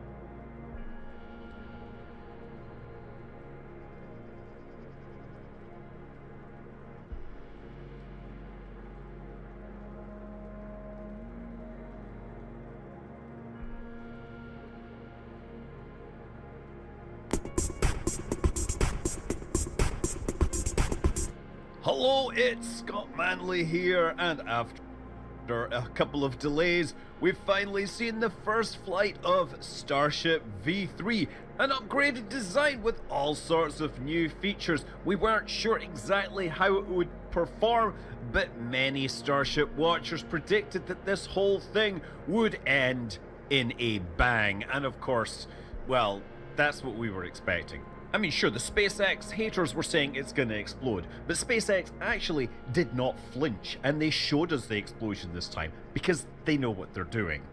The real space nerds out there were really the ones that were debating whether this was going to be a successful debut or a failure. And it had successes, it had some failures. Overall, it's the most successful debut of a new version of Starship, but it has yet to complete all the requirements to proceed to a fully orbital launch. And we will get to that, but let's just rewind a little. This is Starship Super Heavy V3. What does that mean? Well, it's about 5 foot taller, it has about 500 extra tons of propellant on board. The new Raptor V3 engines are a bit more powerful. We have a new integrated hot staging system. The grid fins are bigger. There are only 3 of them now. They're in a T-shaped formation. There's large changes to the tank with a much wider transfer tube down the middle, which is the same diameter as a Falcon 9. There's a new V3 Raptors, which are more powerful and integrate the shielding, making everything lighter and more powerful. Starship V3 is also slightly larger, and it of course uses the new V3 Raptors. It has more room for cargo, but more importantly it has these new transfer docking hardware so that 2 starships could in theory dock together and deliver propellant to each other. And then there's also a lot of changes and upgrades to the ground hardware, the ground surface equipment. The whole launch site is a completely new launch site, completely new design with a proper flame diverter for all 33 engines. When this thing is going to start up, it is going to fire all 33 engines simultaneously. Previously, the booster would use a staggered startup to, I guess, reduce the load on the plumbing, and that meant that it took a little bit longer to get off the pad and get going. And so the initial plan to get going, if you will, that was supposed to be on the Thursday. They had some cool announcements about Starlink around the moon, Chun from Fram 2 wants to go to Mars, and Nicki Minaj turns up. Yes, starships are meant to fly. However, as they counted down to 0, it seems that they should have really brought in TLC for that whole no scrubs energy. As they counted down, they got to the 40-second hold. Every time they counted past that, something would cause a reset. It was ground equipment related. Because they use densified propellants, that is, they use extra cold propellants, they can't leave the rocket sitting in this sort of state for very long. They have a limited window once they start fueling. If they don't get it, they have to scrub the launch. And indeed, they had to scrub the launch. Apparently, the explanation was there was a hydraulic pin that was locking part of the arm mechanism, and that was not retracting correctly. So yeah, they cancelled that, and then they came back for the Friday. And this time, apparently, Nicki was not available for the live stream, so they had to settle on this guy. You know, he's from NASA, apparently. He was supposedly flying around in his F5 carrying the Deputy Administrator of NASA as well, who's been sworn in just a couple of days ago. So that was a hell of an interesting way to start a new job. But look, yeah, you're not interested in this. Let's get to the launch. But first, a word from the sponsors. Last year I went full-time with this crazy professional content creator thing, which let me go on my trip to see Artemis 2 in person. It let me make better, more polished content, but in the US it also means I'm now 100% responsible for my own healthcare. No more subsidized company plan, just me, the open market, and a content schedule that doesn't really allow for wasting entire afternoons hunting for doctors. And this is important stuff. I'm at the age where I want to make sure I stay on top of my health, and I know I shouldn't be putting off doctor's visits, whether it be for scheduled preventative. I had to switch. Okay, so I want to put Flight 11 on the left and Flight 12 on the right, because remember I said that there is a difference in the way this starts up. The old V2 system, because of the plumbing, they had to slowly turn on those engines to be careful to the rocket, to make sure they didn't pull too much propellant too quickly. Whereas the new V3, they can go from 0 to 8,000 tons of thrust much more quickly. So watch, this thing on the right basically starts moving right away. They've just turned it on, put it in high gear, and it is starting to move away. Whereas the one on the left, yes, it's slowly starting to rise. Now there's other changes.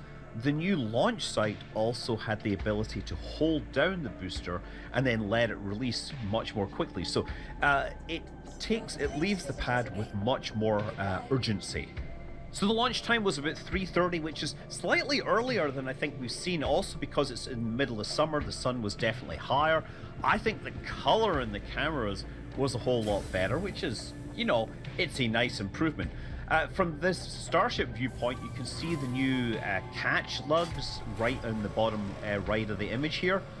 It also, the new design, because of the extra thrust, it's gonna hit max Q a little bit earlier.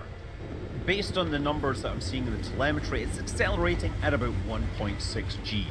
Those V3 Raptors, initially they are performing excellently. All of them are firing, all of them lit in sequence, and yeah, it's moving through the air, driven by more thrust than any rocket in history, more than the V2. So anyway, next of course we're getting ready to go towards stage separation, and there's some changes here. One of the things they're going to do is they're going to light the three vacuum engines, and then they're going to light one of the sea level engines, and that's supposed to produce some deflection thrust which will help them flip the booster. But before they get to that point, this is where we actually see the first engine failure of a V3 Raptor.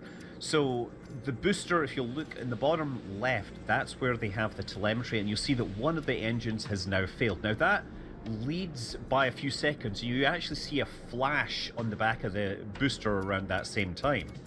But just keep in mind that telemetry is leading the imagery by about 4 seconds. So when you see something happen on the telemetry, look a few seconds later and you'll see the same event on the booster.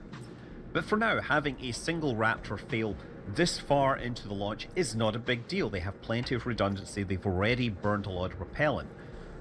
But now we're coming up to the stage separation sequence, and this is where the sort of limited success definitely takes a little bit of a step back. So now we see the engines on the booster start to spool down, and we'll see the engines on the upper stage start to light.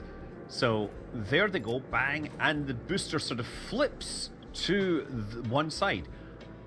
But if you paid attention to the engine diagram, it lit a bunch and then it shut down some, and now the booster is sort of just floating around. It doesn't seem to be holding the correct attitude, and then they just shut the engines down.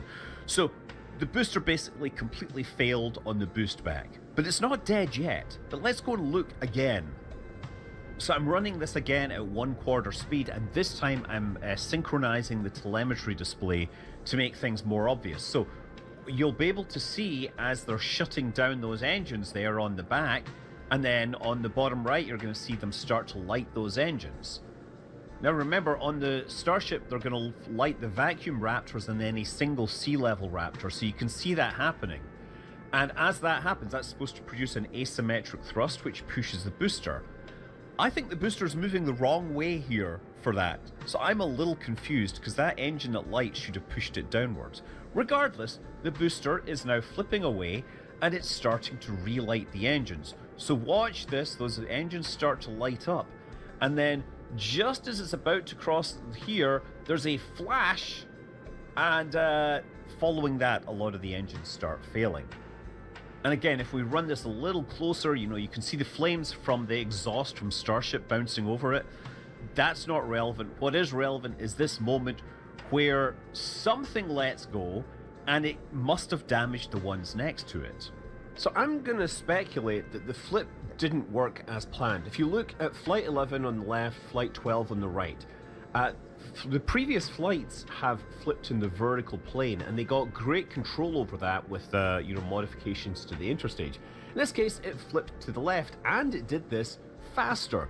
Now, I know that they have changes inside the structure that's supposed to allow for faster flips, but this flip was at 90 degrees to the others. And if you remember, I said one of the sea level Raptors was supposed to fire. That was the top one. So I would have imagined, just looking at that pattern, that it was supposed to flip in the vertical axis, but instead it flipped to the left. So I think that the flip went wrong somehow, and that may have led to unanticipated fuel slosh, which ultimately led to the engines, getting gas. And another thing to note is that as it goes to the right, one of the grid fins really catches the exhaust from the Starship, and that causes the roll to accelerate. Again, I think it was supposed to flip downwards based upon the engines because there's no grid fin there to catch this and make this kind of motion happen. But the booster's expanded, that doesn't threaten the mission. However, there's another engine failure. You see one of the vacuum Raptors fails, and again, if you wait a second, you'll see the flash at the bottom there. Yeah, that is the vacuum Raptor going. And while that looked pretty energetic, it clearly wasn't enough to damage the engines next to it. Starship still has 5 engines, and you see it adjusting its attitude. It is pitching itself up, pointing its butt closer towards the Earth so that it gets more vertical lift. They have an onboard navigation system which is automatically correcting for the lack of thrust. It's going to burn the engine longer, and it's still going to be able to get to its final target orbit. So I'm pretty sure the SpaceX propulsion people are going to be looking hard at what caused these failures, because ideally you don't want to have failures. Passengers. SpaceX engineers are justifiably proud of their improvements they've made to the Raptor V3 with the integrated shielding and the higher performance. That higher performance, however, requires higher chamber pressures. And when those higher chamber pressures will escape, that means there's a little more explosive energy. And clearly in the case of the booster, that energy was directed and the integrated shielding wasn't able to cope. So anyway, the booster is heading down, but it does orient itself like, engine side first. Watch the roll orientation. As it hits the atmosphere, it manages to get control and flip itself around. That's the grid fins starting to work here, I think. And if you watch that camera on the left, look at the engines vibrating in the airstream here. We switch to this other camera that's slightly higher up the booster. Watch the pipe at the top that's vibrating in its mounts. Flies by those clouds faster than I think we've seen, gets low enough in supersonic speeds that it generates a vapor cone, and then it does actually attempt to light its engines. Of course, at this point, the number of engines that are still working, well, we don't actually know, because the telemetry, the layout changes seem to be timed based on the expected mission timeline, and they weren't expecting to be landing at this point. Then it switches over during the expected landing time, and we see 1 engine showing in the telemetry, and that is not enough to slow a booster down from Mach 5. So anyway, while all this is happening, Starship is continuing its ascent to sub-orbit. While the booster landing happened a little bit earlier and faster than intended, the ascent to orbit is going to take a little bit longer, but we do get this particular shot as we're on the way up. One thing to note is the skirt damage due to that engine shutting down. It wasn't just like a puff of hot gas as it shut down. It must have thrown debris out or something and caused damage. Also, if we compare to a previous image, you can see that the center nozzles have moved because they need to adjust the thrust axis to compensate for the missing engine. The effect is kind of subtle, but we know that it has to happen because the center of the thrust line has to pass through the center of the mass of the vehicle. And this is going to change slightly as, of course, it's ascending into orbit. Now, as it gets towards the end of the flight, it also shuts down those vacuum Raptors, and as it does that, it will reorient the engines again to accommodate. So if you watch this, we're getting close, it's going to readjust the direction the spacecraft is pointing and adjust the orientation of the engines. So there, the telemetry shows us down to 3 engines. The image should catch up in a few seconds, and there it goes, you see? Notice the engines adjusting as they become the only propulsion, and then they finally shut down. And the spacecraft is in sub-orbit. And you'll notice that it did this a little later than planned, which is to be expected when you've lost, a small fraction of your engines. So yeah, even losing 1 engine soon after stage separation, they were able to take the spacecraft into their target trajectory, into their sub-orbit. But I fully believe this could have reached orbit. But they did, however, decide that they were not going to perform the engine relight test on orbit, and that is pretty significant. First of all, I suspect that they might have done this because using only 5 engines meant less thrust, which means they had to fire at an angle to their trajectory, which means they wasted stuff. This is called cosine losses, where you're not firing exactly along your trajectory. That meant they used a bit more propellant.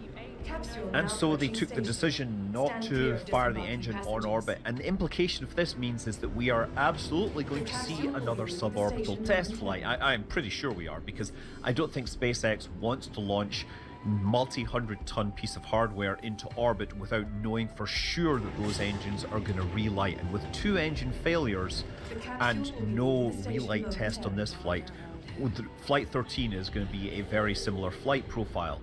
They might try and catch the booster, but given that they had a problem on this one, they might again try to drop it in the ocean until they're sure. But they did still include the test to launch the Starlink satellites, and this is actually what many of us were looking forward to, because while on previous flights these Starlink satellites have been dumb pieces of metal that do nothing, on this one they included 2 new ones, which were nicknamed the Dodger Dogs. So these are basically Starlink satellites, which they've changed some of the stuff to make them more consistent with the size that they would be in a Starship launch factor.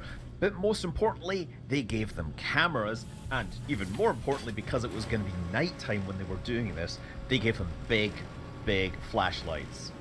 Yeah, I mean, this has always seemed like such a no-brainer that you should be able to, if you're launching stuff out, you should be able to take a picture of the spacecraft that it's just leaving and get a view of this thing in orbit. And so here it goes. Here's the final one going out, and this is my favorite one because it immediately turns on its light, and wow, it absolutely dazzles the camera, which turns down its gain, and it just suddenly looks like pure science fiction again. Look at that lens flare.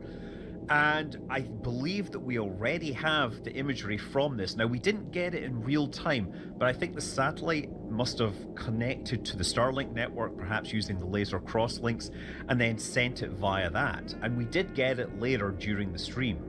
And so this is what that looked like from the point of view of the Dodger Dog as it headed off into space for a brief free flight. Turns on the light, and yeah, you see the outside of the spacecraft as it's slowly pulling away. You see those anchor points that are going to be used to hold spacecraft together for fuel transfer. Now, as it goes a little further out, it decides to turn the light off again. I'm not sure why. But notice on the left side there, see that? Oh, there. That's it turning the light out, and it's now getting dazzled from the lights of the other side. So I guess at least we do get to see that. But yeah, look at the left there. There's this white deposit there. That certainly looks like a frost or something. I'm thinking it's water, but it could actually be like a deposit of oxygen that ends up getting on there, because it's dumping a lot of oxygen overboard during these propellant dumps while it's sitting in orbit. Now, as someone who's played a few space video games in my life, I thought it would be cool to reverse the footage. Yes, I know if you've played Elite or Elite Dangerous, you'll know what this is like. If you've watched 2001, there we go. Look, there's the docking slot, turning the spacecraft to it, aligning it, coming in, turning on the flashlights. Yeah, I'm not playing the Waltz of the Blue Danube because I couldn't find a guaranteed copyright-free version that I could use for this. So I expect a lot of you have this playing in your head anyway. Yeah, some of you may even be hearing your call sign getting read out as you cross the docking threshold into the landing bay. Yeah. I'm hoping that we get more footage released from the Dodger Dogs. For now, we do know that they were flying information and illuminating the spacecraft for quite a while, because we actually saw lots of internal shots showing the flaps moving, the control surfaces moving, and also seeing the spacecraft rotate. Now, if you think about it, these were launched out the backside, but if it was going to inspect the heat shield, the spacecraft was going to have to perform a roll to expose the belly, show it its belly so that it can be inspected. And you see that it actually seems to continue this roll around. So I hope we get a look at the heat shield from the other side. I kind of want to know, what the state of it was before it goes through re-entry, because there's always the question, what tiles are lost during the re-entry versus what tiles are being lost on ascent? Speaking of which, well, re-entry was the most routine we have seen it in a Starship flight. Obviously, they didn't do their engine relight, so they would have to fly a particular trajectory to make sure they reached their launch site. I wasn't even sure they were going to reach their landing site, sorry, because I wasn't sure what kind of cross-range capability they would have. Regardless, yeah, we got to see the whole entry. There was some flashes and stuff. Now, we think that a lot of these flashes are related to small fragments coming off the heat shield. And it's always a question of, like, how critical is that?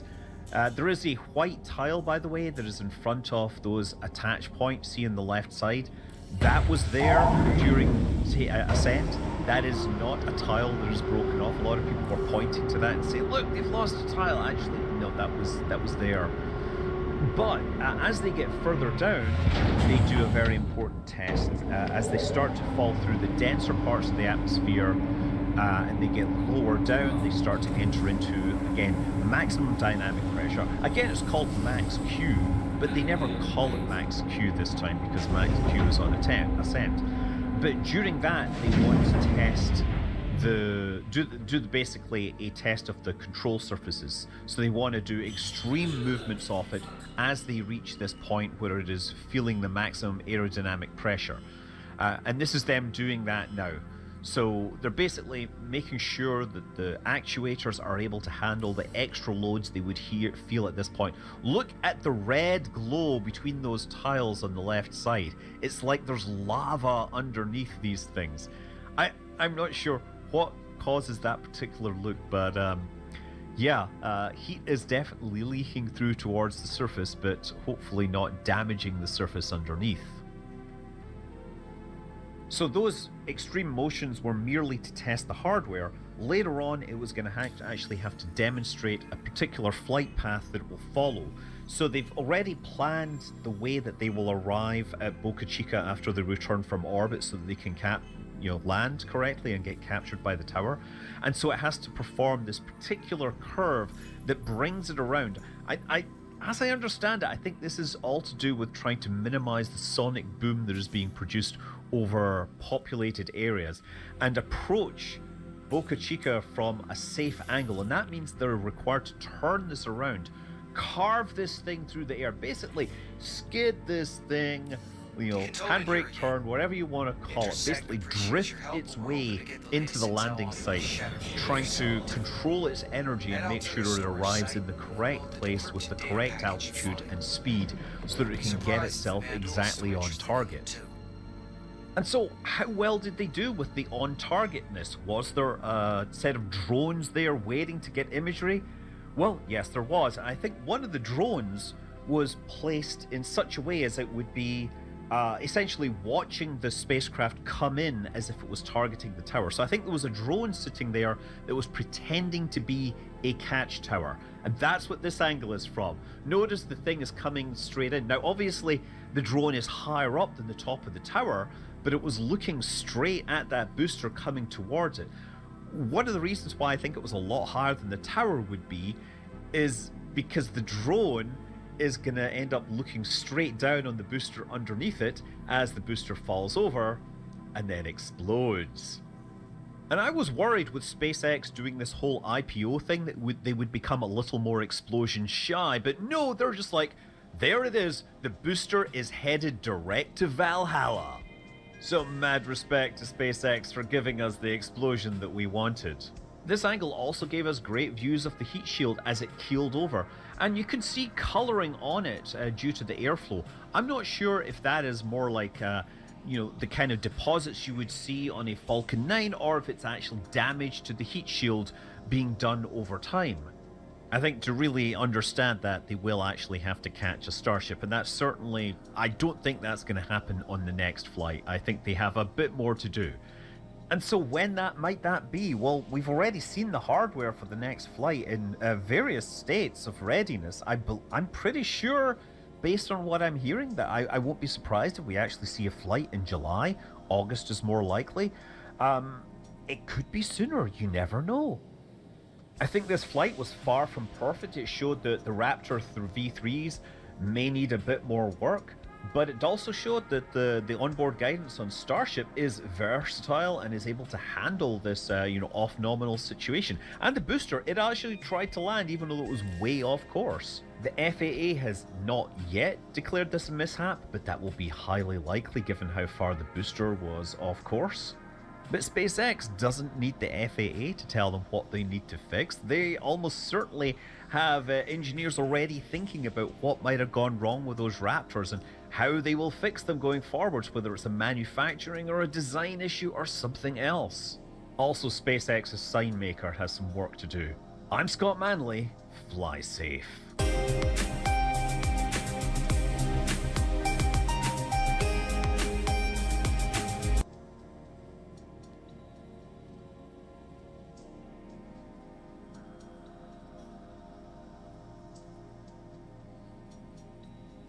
Well, there's a lot of people saying Netflix rigged this fight between Ronda Rousey and Gina Carano. Then she follows Rousey's instructions, rolls over, and then gives Rousey her arm to perform the submission. So was it rigged? I'll share my opinion coming up, and also some embarrassing facts about this Netflix fight.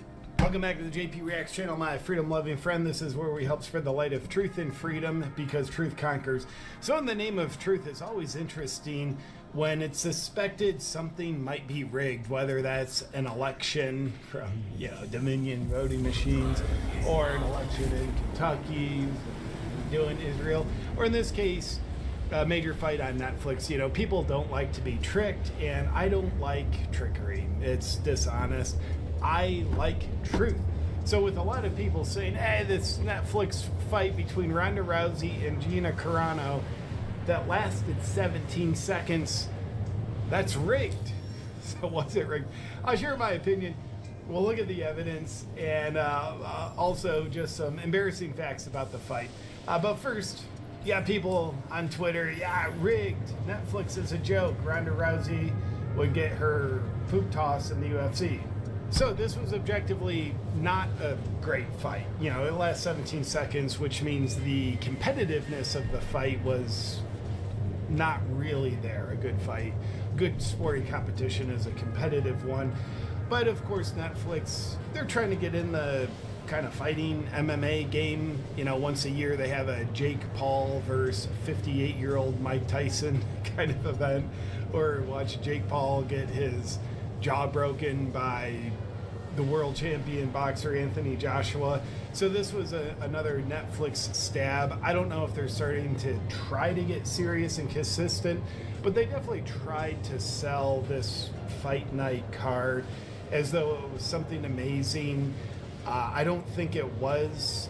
They have some really big name fighters on the card: Ronda Rousey, Gina Carano, Nate Diaz, Francis Ngannou, and Junior Dos Santos.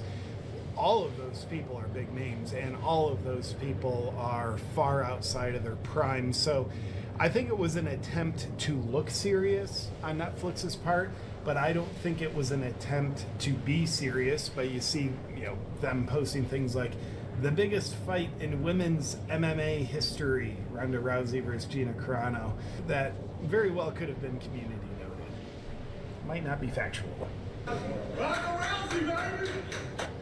And they did the whole kind of try to mimic the UFC thing. Here's a weigh-in with, I don't know if anybody really cares.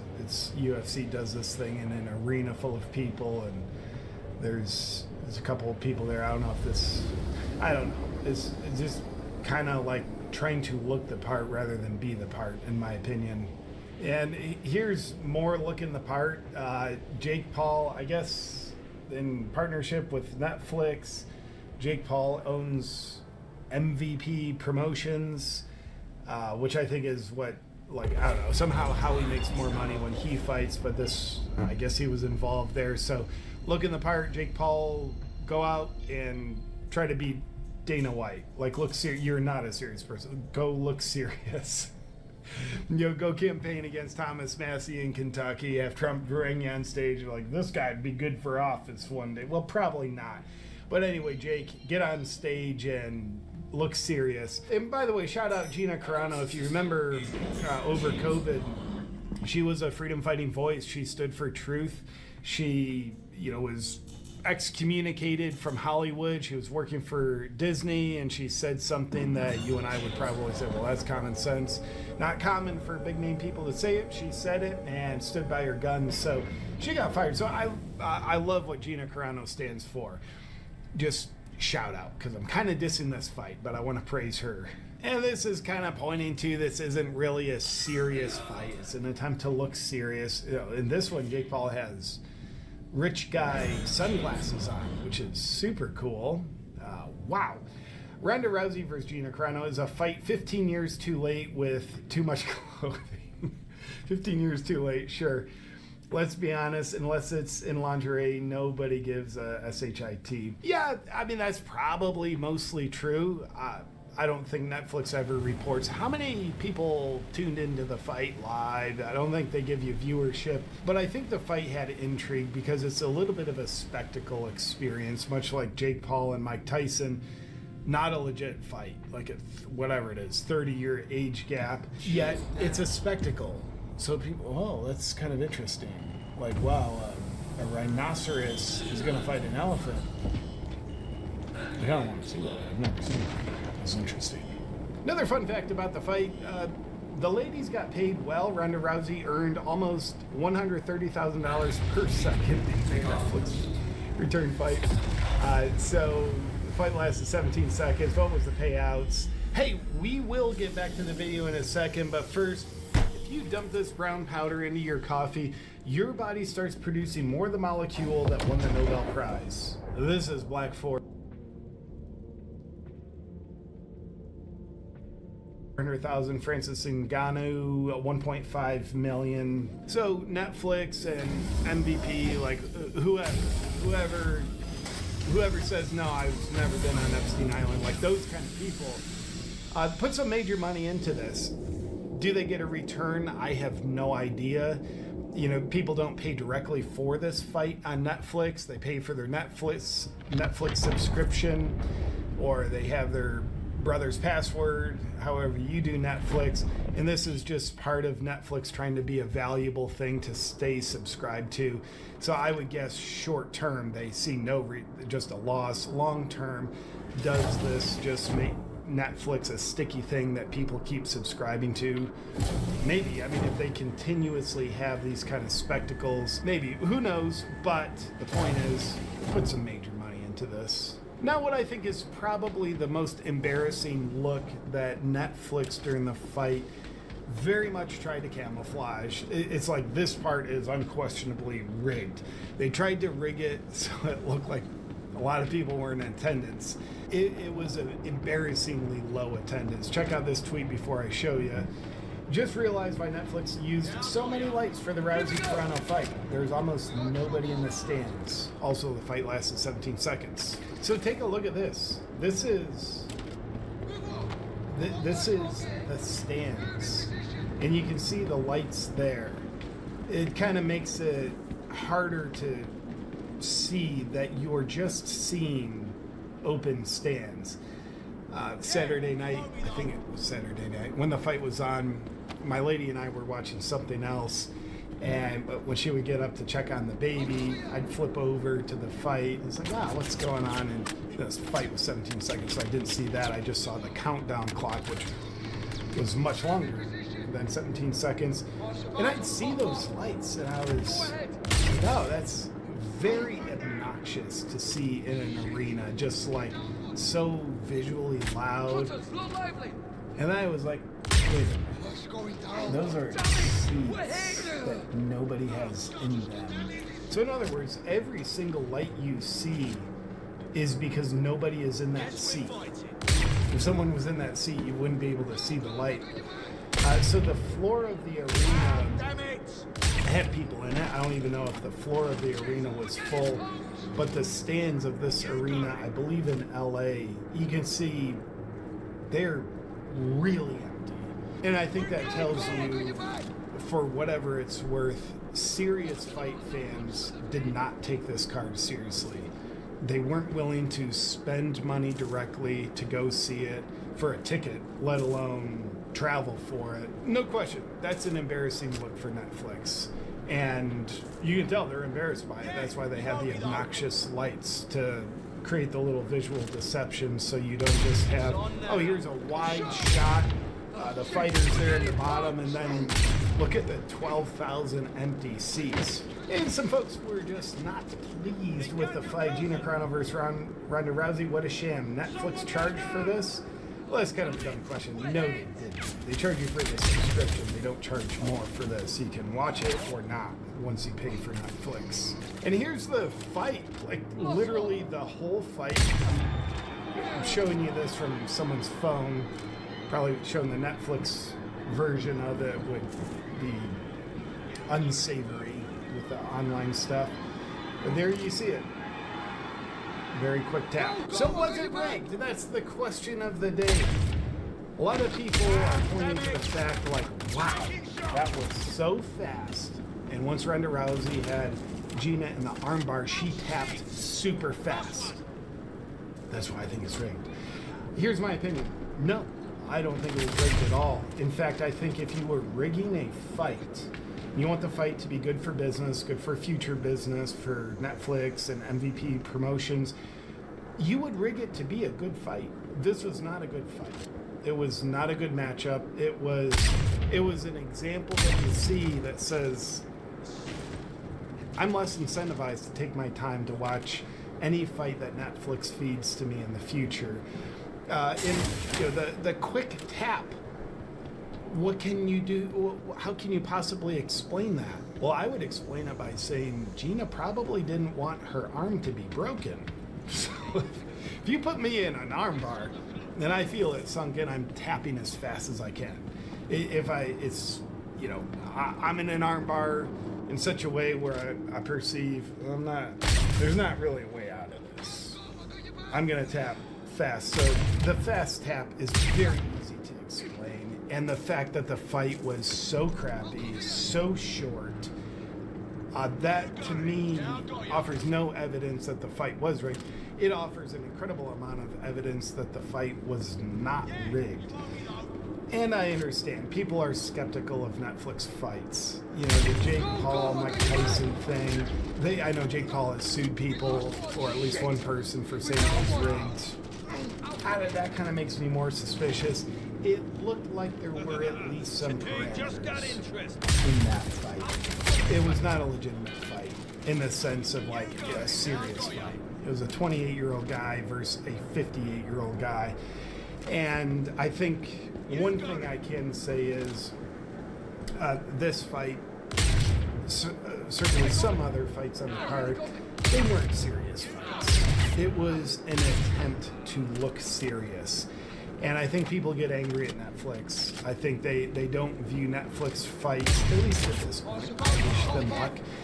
They don't view Netflix fights as something credible. So they want to criticize, they feel angry about that. I mean, I'm used to watching the UFC.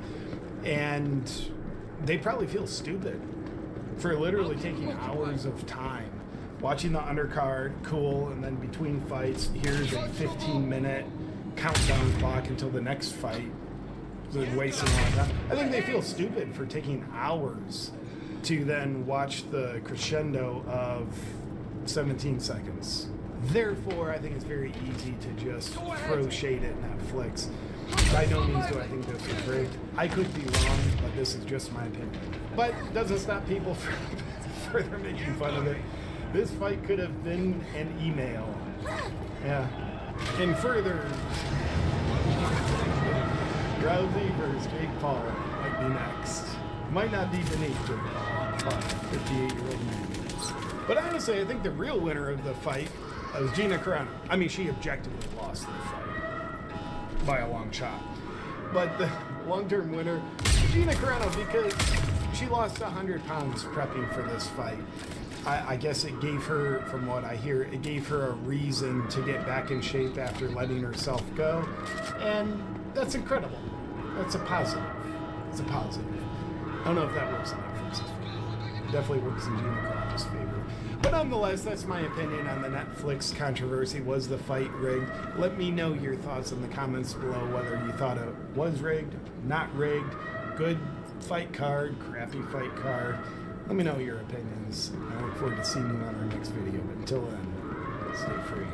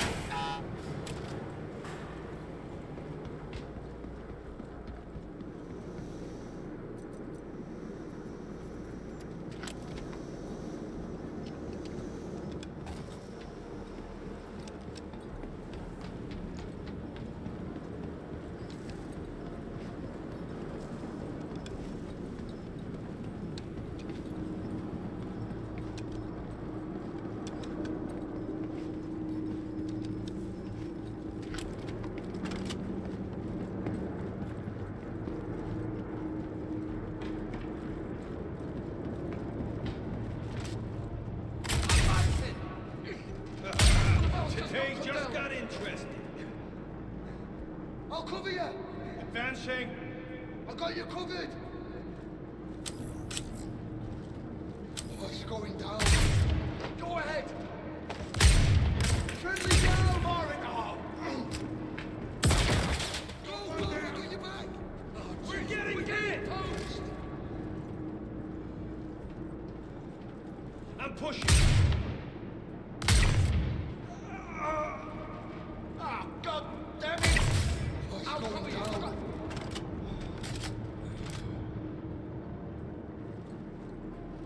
I'll keep him occupied. Not a problem.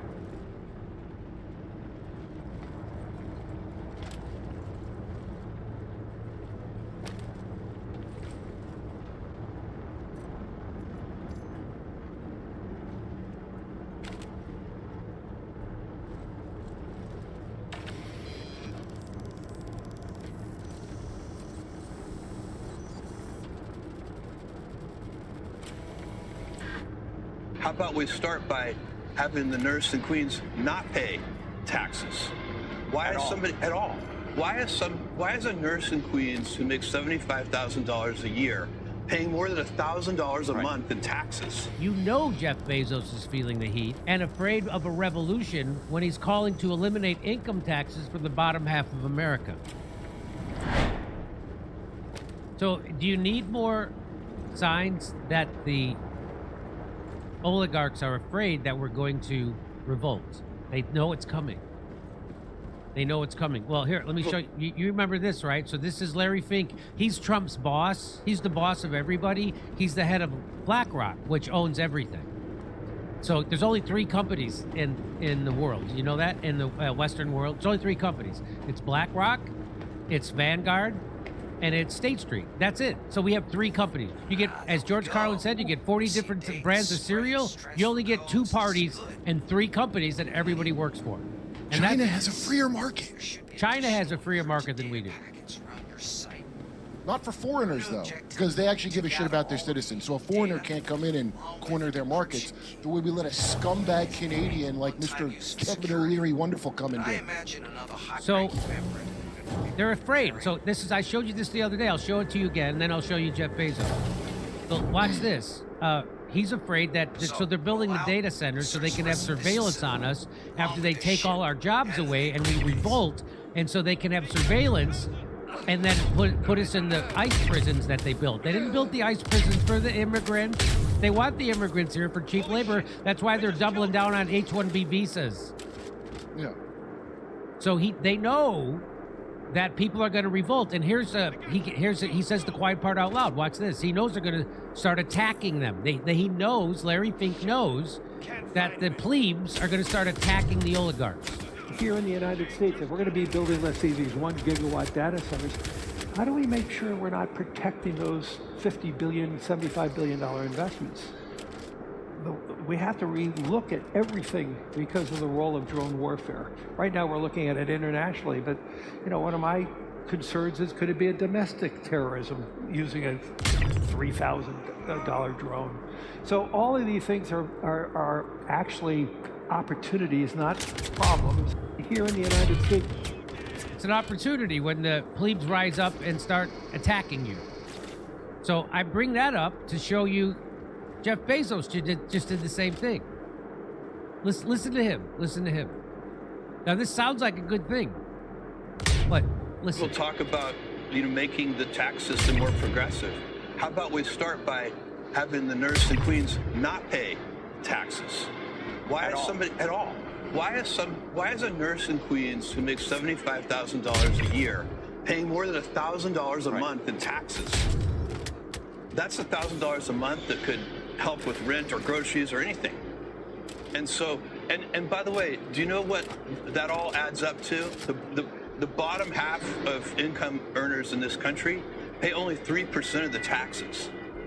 It's only 3%. We can find 3%. So we don't have, it's a small amount of money for the government, that.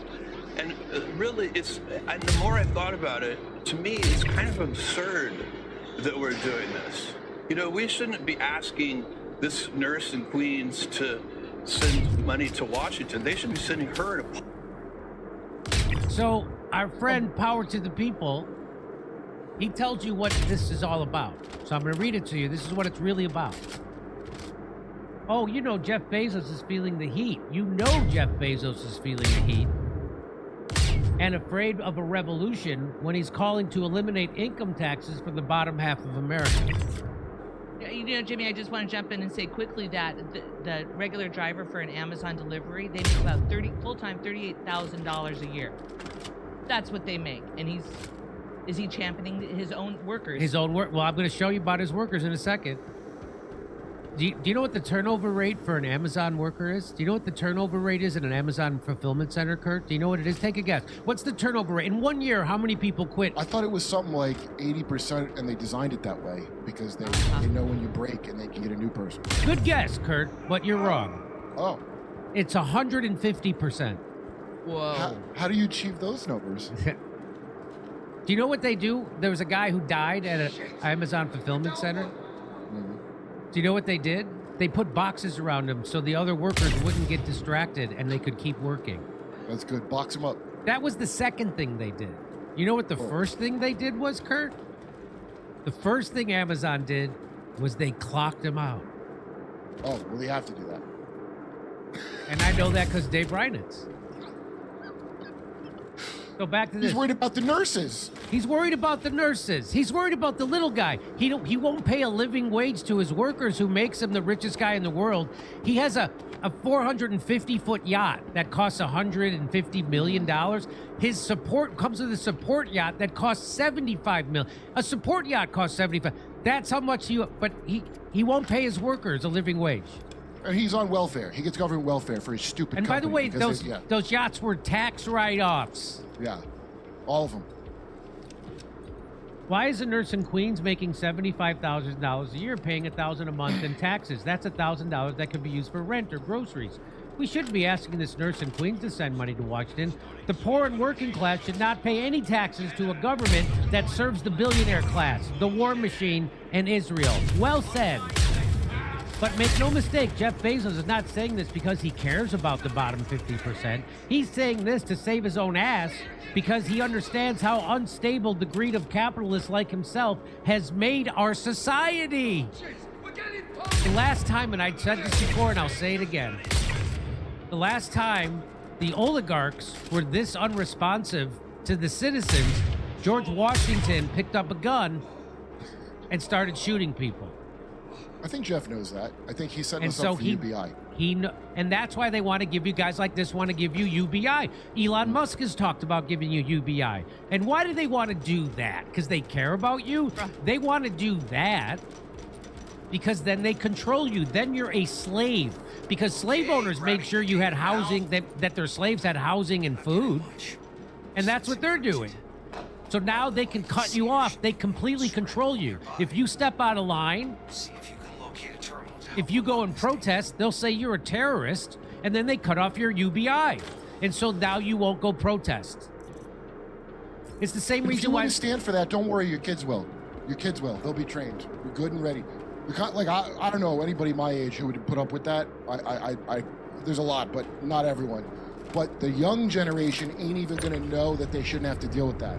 They're not going to think they should have free speech or medical care. They're going to be like, oh, you will serve Lord Bezos and Lord Musk.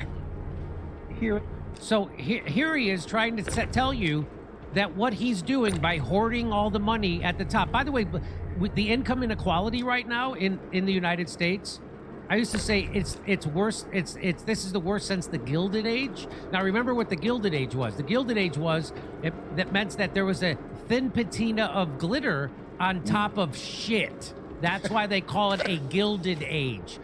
There's a thin patina of glitter, but underneath everything is shit, and that's what everyone was living in. But the income inequality is worse than the Gilded Age. Right now, you have to go back to the time of the pharaohs in Egypt to find income inequality as bad as it is in the United States right now. That was always the goal. That's why we have a big obelisk in Washington, to go back to the time of the pharaohs when income inequality was like that. They all are into that. They're going to be the technological priests of the new society. So instead of a clergyman running your life in medieval times, tech billionaires are going to be that priest class, mediating to the AI whether you get to live or die. This is going to be real Aztec, I bet. We are not living in a golden age. We are living in the age of capitalist decay, where society is breaking down due to the endless greed of the billionaire class. And you have to understand that the billionaire class sits above the government. They're the boss of the government, not the other way around. In China, the government sits above the billionaire class and capital. And that's why China has stuff like healthcare. They don't go bankrupt when they get sick. They have futuristic cities. They have high-speed trains. They have infrastructure. And when their billionaires do something against their people, they put them in jail. Yeah, they'll execute them. Scumbag billionaire Democrats call that fascism. When billionaires don't get to push the government around, the government pushes them around. So listen to Jeff Bezos tell you how much his wealth hoarding and screwing of the workers to make that wealth is helping out the society. Listen to this. If I do my job right, the value to society and civilization from my for-profit companies will be much, much larger than the good that I do with my charitable giving. And I think this is an important point to make, because people forget, or they sometimes don't see, that when you create something like Amazon and you're saving, I get letters from new mothers all the time that say, like, I have no idea what I would be doing right now if I didn't have Amazon. Thank you. Or what we did in the pandemic when people could really see what an essential service we provide. Remember what they did during the pandemic was they shut down local businesses and kept Amazon open. So I couldn't go to my corner sporting goods store and buy a catcher's mitt for my nephew because they closed that down and screwed that guy. But I could order one from Amazon, who had thousands of people working inside of a building. Why is that? That's because capital sits above your government. The billionaires run the government, and they screw you so we can funnel money upward. The money's being funneled upward. It's not, there is a redistribution of wealth happening, and it's not going from the top to the bottom. It's going the exact opposite way. I can't imagine I can't believe he mentioned COVID, because that was the biggest scam in the history of scams. And the money got funneled up. How many new billionaires got made during COVID? And how many more billions did he make? because they shut down your local store. 41% of all black-owned businesses closed permanently during COVID. Even Cornel West, that moron, that overeducated idiot, didn't realize that until I told him it. And then when I told him it, he still didn't care. Because he's lived in an ivory tower his entire life. His entire life. To them. And so, this is, Amazon creates tremendous value. And by the way, all companies are creating value of some kind. So I want to talk about the value he's creating. Half of Amazon warehouse workers experienced food insecurity or housing issues in the prior 3 months. Half of all Amazon warehouse workers experienced food. The richest guy in the world has has $150 million yacht. They had to dismantle a bridge in the city that the yacht was built so they could get it out of the canal. He rented Venice, the entire town of Venice, the entire city for his wedding.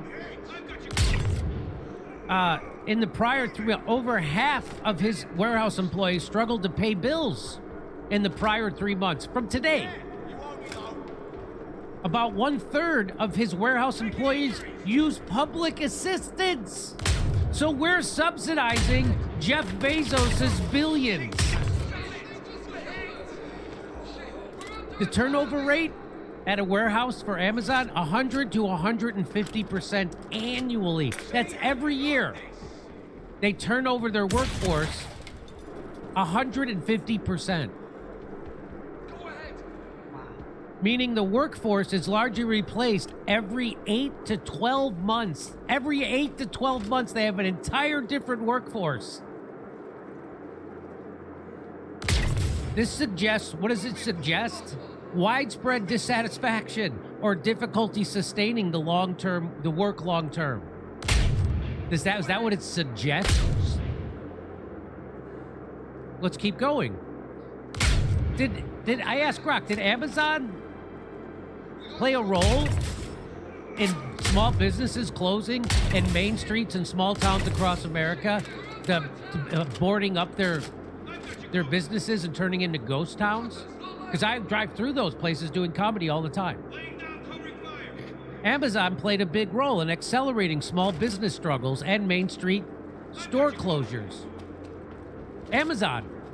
So this is him, but he's helping the society because a pregnant mom can go and get order diapers from Amazon and have it delivered to her house by Who someone. wrote a thank you to him. I don't believe that anyone. I don't believe anyone. Mother wrote that to him. But it wasn't the only or direct cause. It's part of a larger retail apocalypse driven by consumer shifts to online shopping. Older surveys from 2017 found that 90% of independent retailers reported negative revenue impact from Amazon. So that's every retailer in the country reported negative revenue impact, with 28% calling it significant. Many small brick and mortar stores in apparel, books, toys, etc. lost customers and closed as foot traffic declined. The scale of closures, thousands of stores closed annually. For example, 8,200 stores closed just last year. With, Jimmy, with boarded up main streets visible in many towns, chains like Sears, Toys R Us, and others filed bankruptcy, partly due to inability to compete. The trend started pre-Amazon dominance, but accelerated. What, Kurt?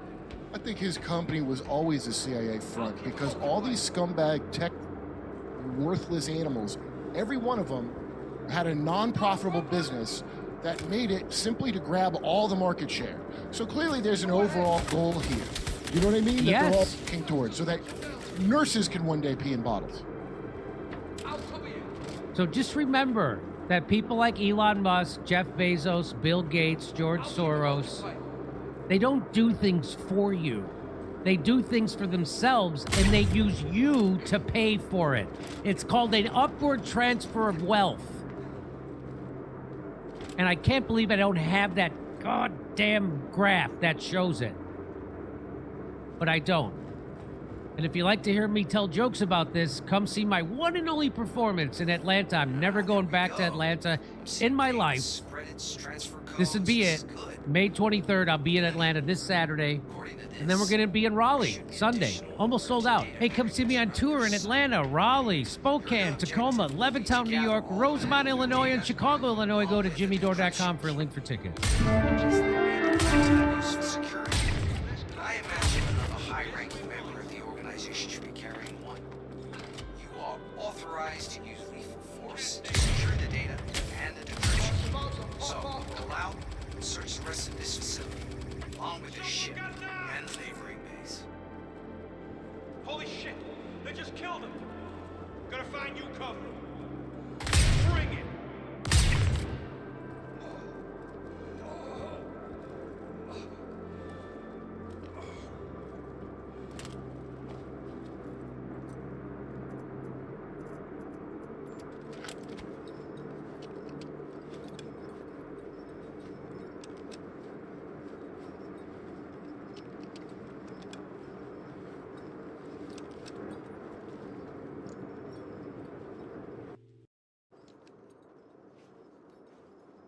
You got me.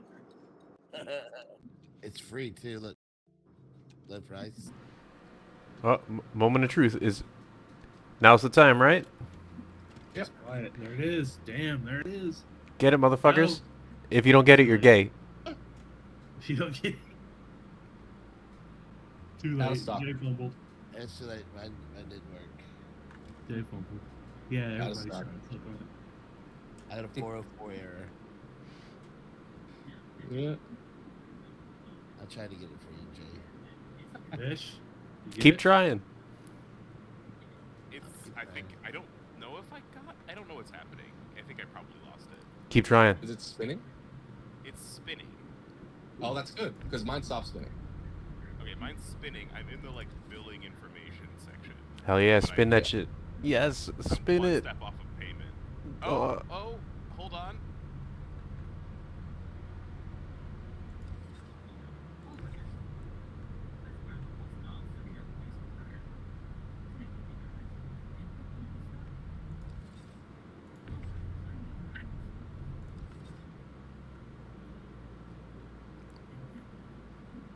Do it. Do it. Give me your credit card number. Do it. Put it noted. It is done. You got it? Got it? Got it. Let's Good fucking job. go. Good shit. dude. Good job, Fish. Titties. Hell yeah. Play one, Amazing. Odin.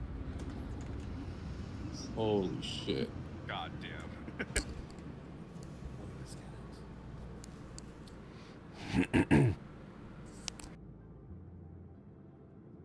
Did your wife get it on store credit?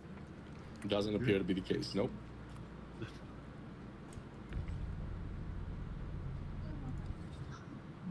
Wow.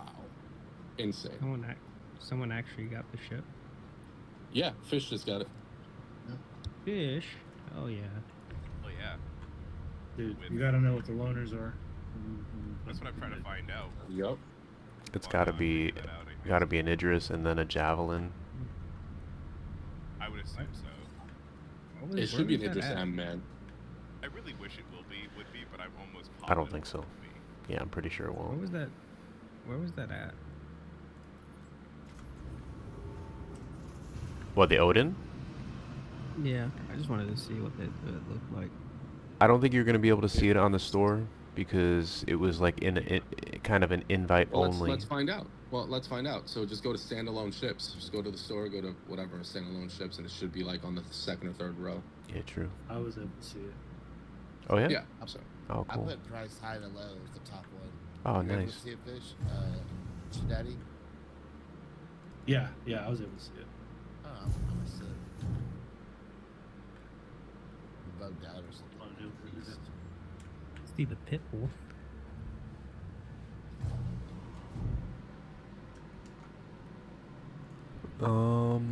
Let me see. Pull it up here right now.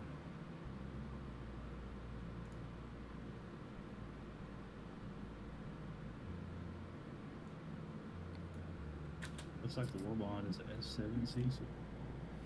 Okay.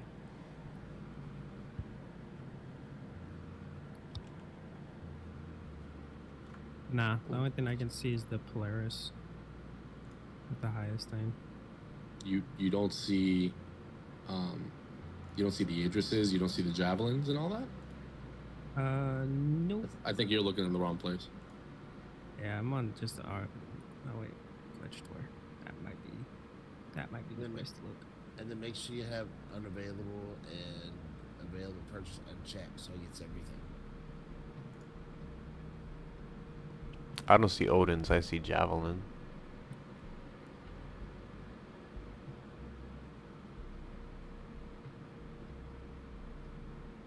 Frag got it. How much is the Idris? What if you would have said it by now in the lily pad? Can you upgrade to the Idris? Like a CCU? No, you cannot. Okay.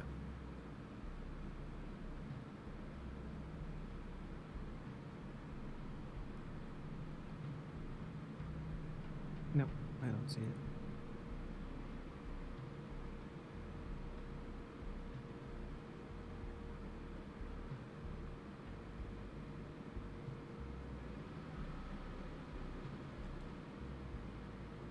Ooh, the Asgard's for sale. Yeah, Frag didn't get it. Oh, yeah. See, damn.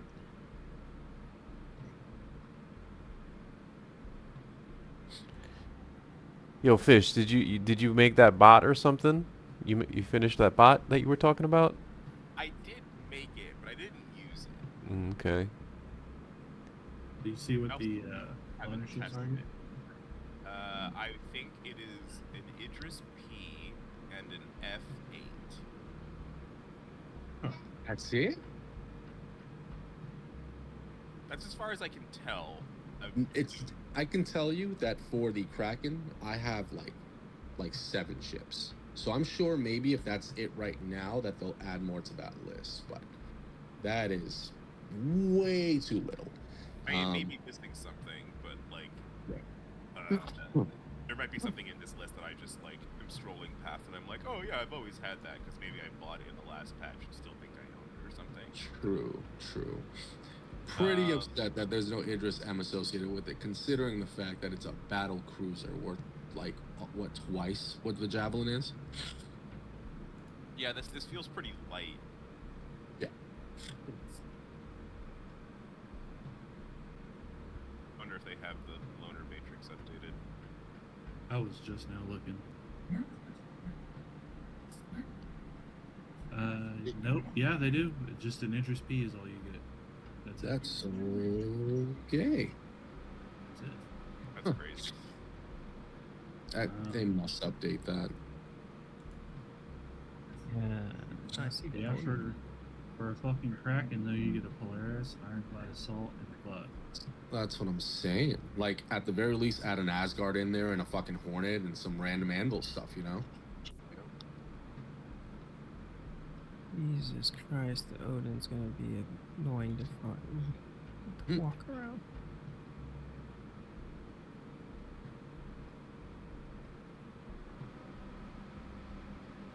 Well, we won't have to worry about trying to navigate the Odin until like 2028, so you know we've got time. Probably 2030, correct? 2050.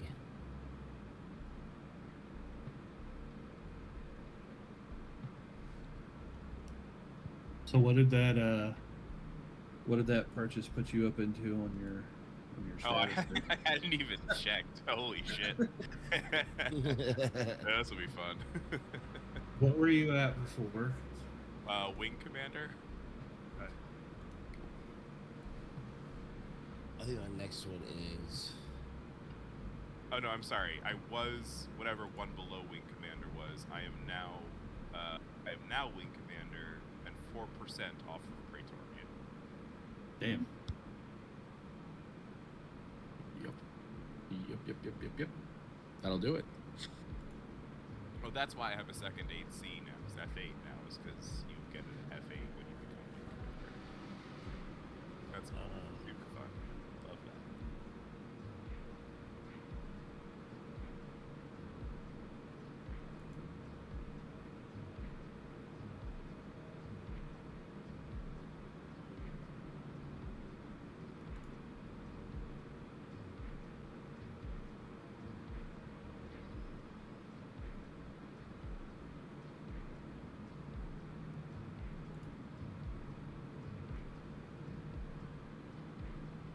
Hey, I shit, thought daddy. you get that shockwave paint with your wing commander ships. What's up? You hit Praetorian Look- with the lightning. Look how much the Ironclad held. Damn. It looks all neat. Oh wait, that's on the. Oh, you finally found the external cargo grid. Yeah.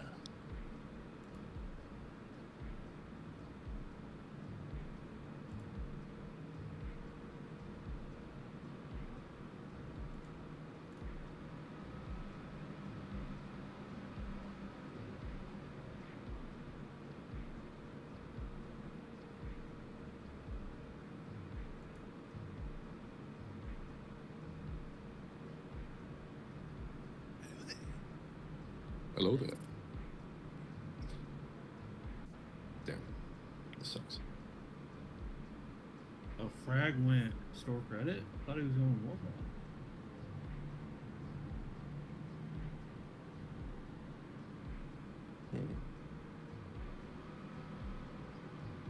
So what happened on your end, Jay? That it just 404'd out or something? No, on my so hold on. My screen started doing a refresh soon after I got an out of stock message. But there. Okay, my screen's back. What's Said he got one in cart.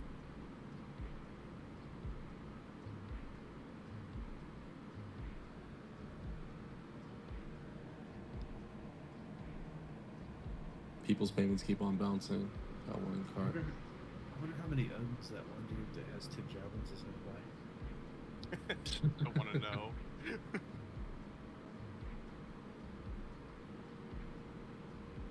That's definitely like fuck you money right there. Right. Now that I have hit Wing Commander, I can now purchase the Legatus pack for about $48,000. So I'll be buying that tonight probably. Yeah. Yep. The fuck?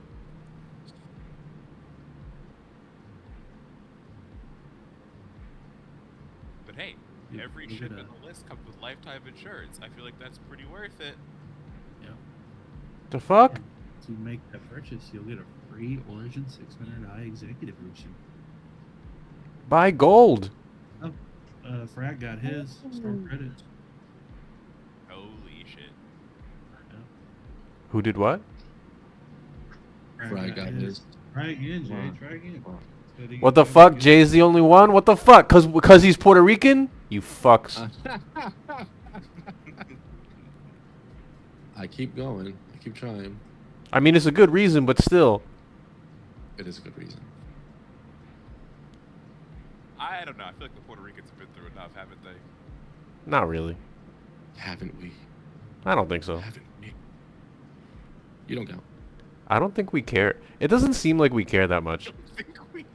It doesn't seem like we care. we don't really have a grudge. It doesn't We're feel just like. laying down and taking it. Not so much that. It's just like, you know. Just, you know, the past is the past, bro. My wife's getting an error on the war bond side. Well, I'll be back.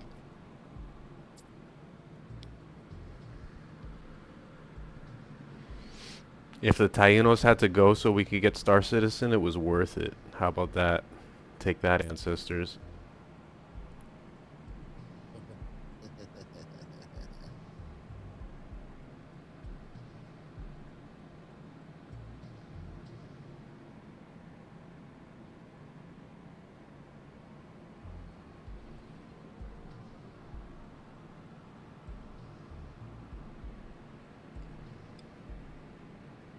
So it's like people have it in their carts and their payments keep bouncing, but it's freezing it up. You have it in your cart still? I do. I have it in both carts. Fucking check out. Yeah. No shit. Right. They are. CRG is about $1 million and some change off from hitting $1 billion on funds raised. So Jesus Christ. They can suck I'm my telling balls. you right now, they're gonna leave that shit open until it hits $1 billion. Yeah, I'm surprised it's still up there, but I'm watching it. Well, fucking A, bro. Check out. What happens when you go to check out?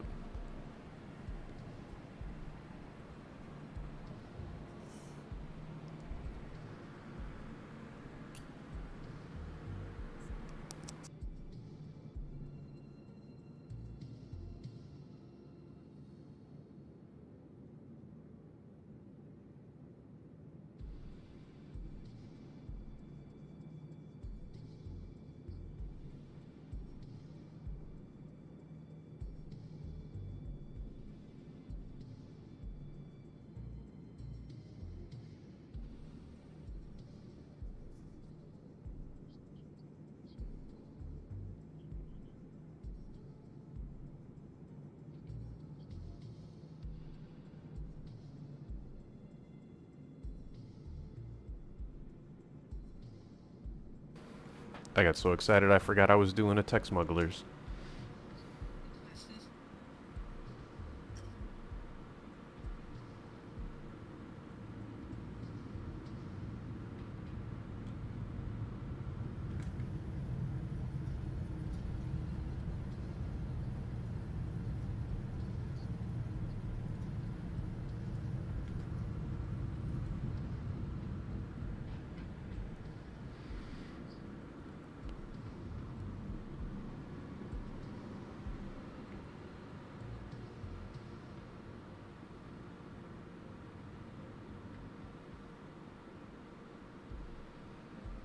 Is that going on sale every 4 hours? Yeah.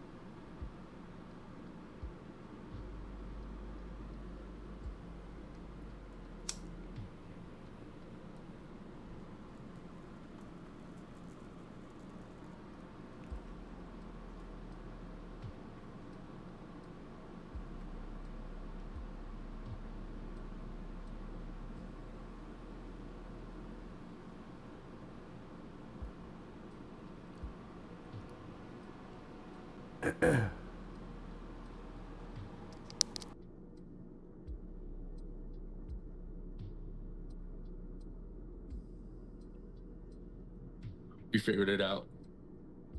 What happened? Fucking bank thought it was fraud. Fucking. Oh yeah, that makes sense. Especially like Discover. Discover is fucking ruthless. They don't want to prove anything without me checking on it. My fucking cash. It's Bank of America. Fucking assholes. Did you tell them? Are you gonna be able to get it on the next one then? I'm gonna try. Did you call him? I'd be like, look, bitches, I'm about to buy something. Keep blocking me. I'm about to call them, yeah. I would. Check your app and shit too, because at least with Discover it usually sends me like a text message that I have to reply to, or like there might be like a notification in your app, or an email.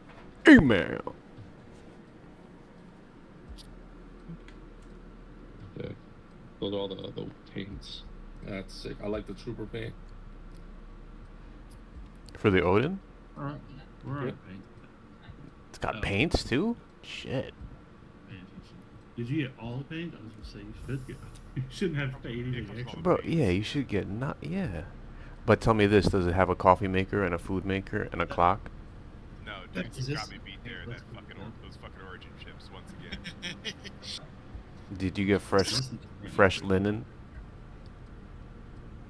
Oh yeah, you gotta have them towels, baby. Well, it's a military ship. Everybody sleeps on like sad blankets and cots. If you want to fly fucking Odin right now, go play War Thunder. Do the naval ring. Do the same shit.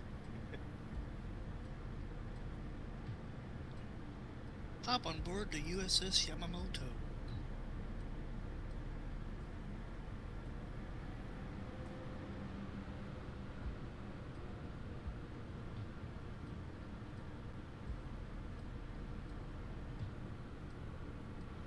Alright, I will be back in 4 hours for round 2. You don't try to buy another one? No, moral support for Jay. Oh, You know. I was gonna say shit. Okay. Appreciate it. Just Yeah. I'm not a monster. buy 2 of them and then name one of them like Jay's Odin. Yeah, do you not get naming reservation? Oh yeah, you can. Okay. I got a name for it. I Yeah. have a name. Nice. I don't know If what J- the fuck I'm gonna name it. If Jay doesn't get his, you should. I've got Jay's Odin lined up over at Bajini if anybody wants to get on board. Jay's constellation. By the way, Fish, at some point, if you're on today, I gotta pass you the Idris. I've got it stored so you wouldn't have to fucking claim it the last night. Okay, yeah, perfect. Yep. I'll get on a little bit. She's go. Cool. All right, boys. Talk to you later. Cool. Yeah.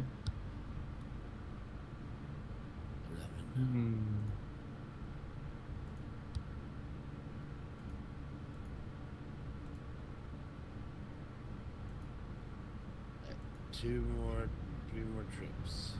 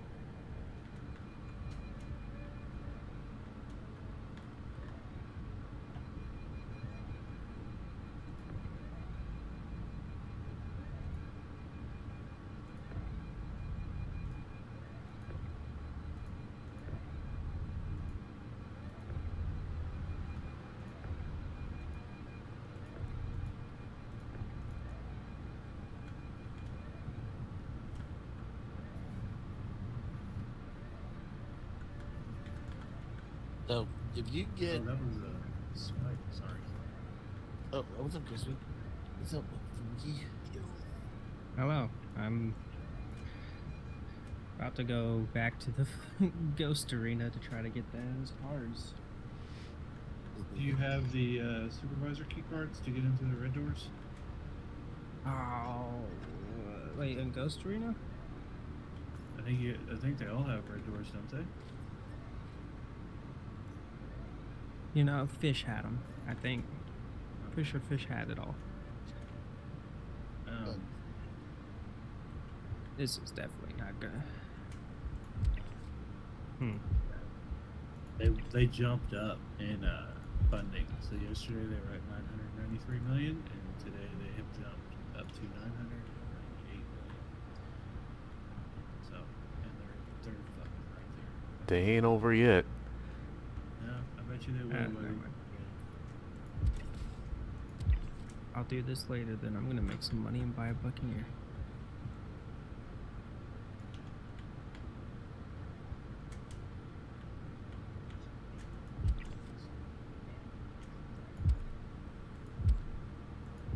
BBC to be back.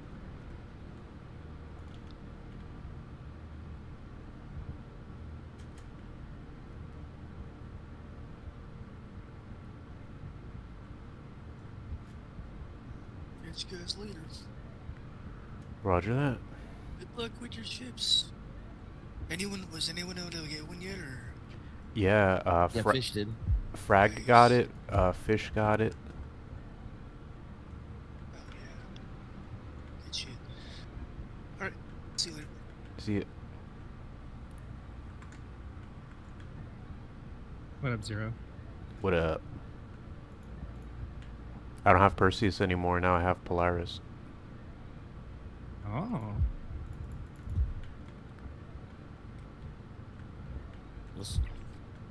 That's what I'm rocking right now. The Polaris. I have my Polaris. What you up to, Zero? Oh shit! Try not to get my ass blown off right now. I'm doing a Vandal Tech Smugglers. About to finish it. Hmm.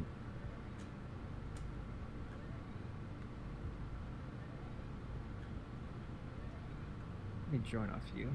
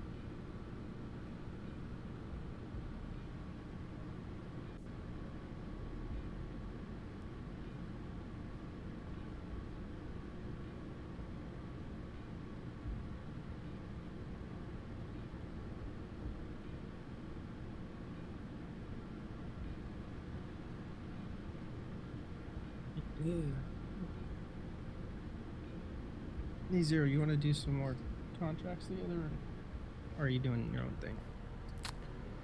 I gotta return to this one and finish it, and then I'm gonna probably start up some other ones. Yeah. Okay. I'll do some contracts I'm out here. Q. Some cargo ones.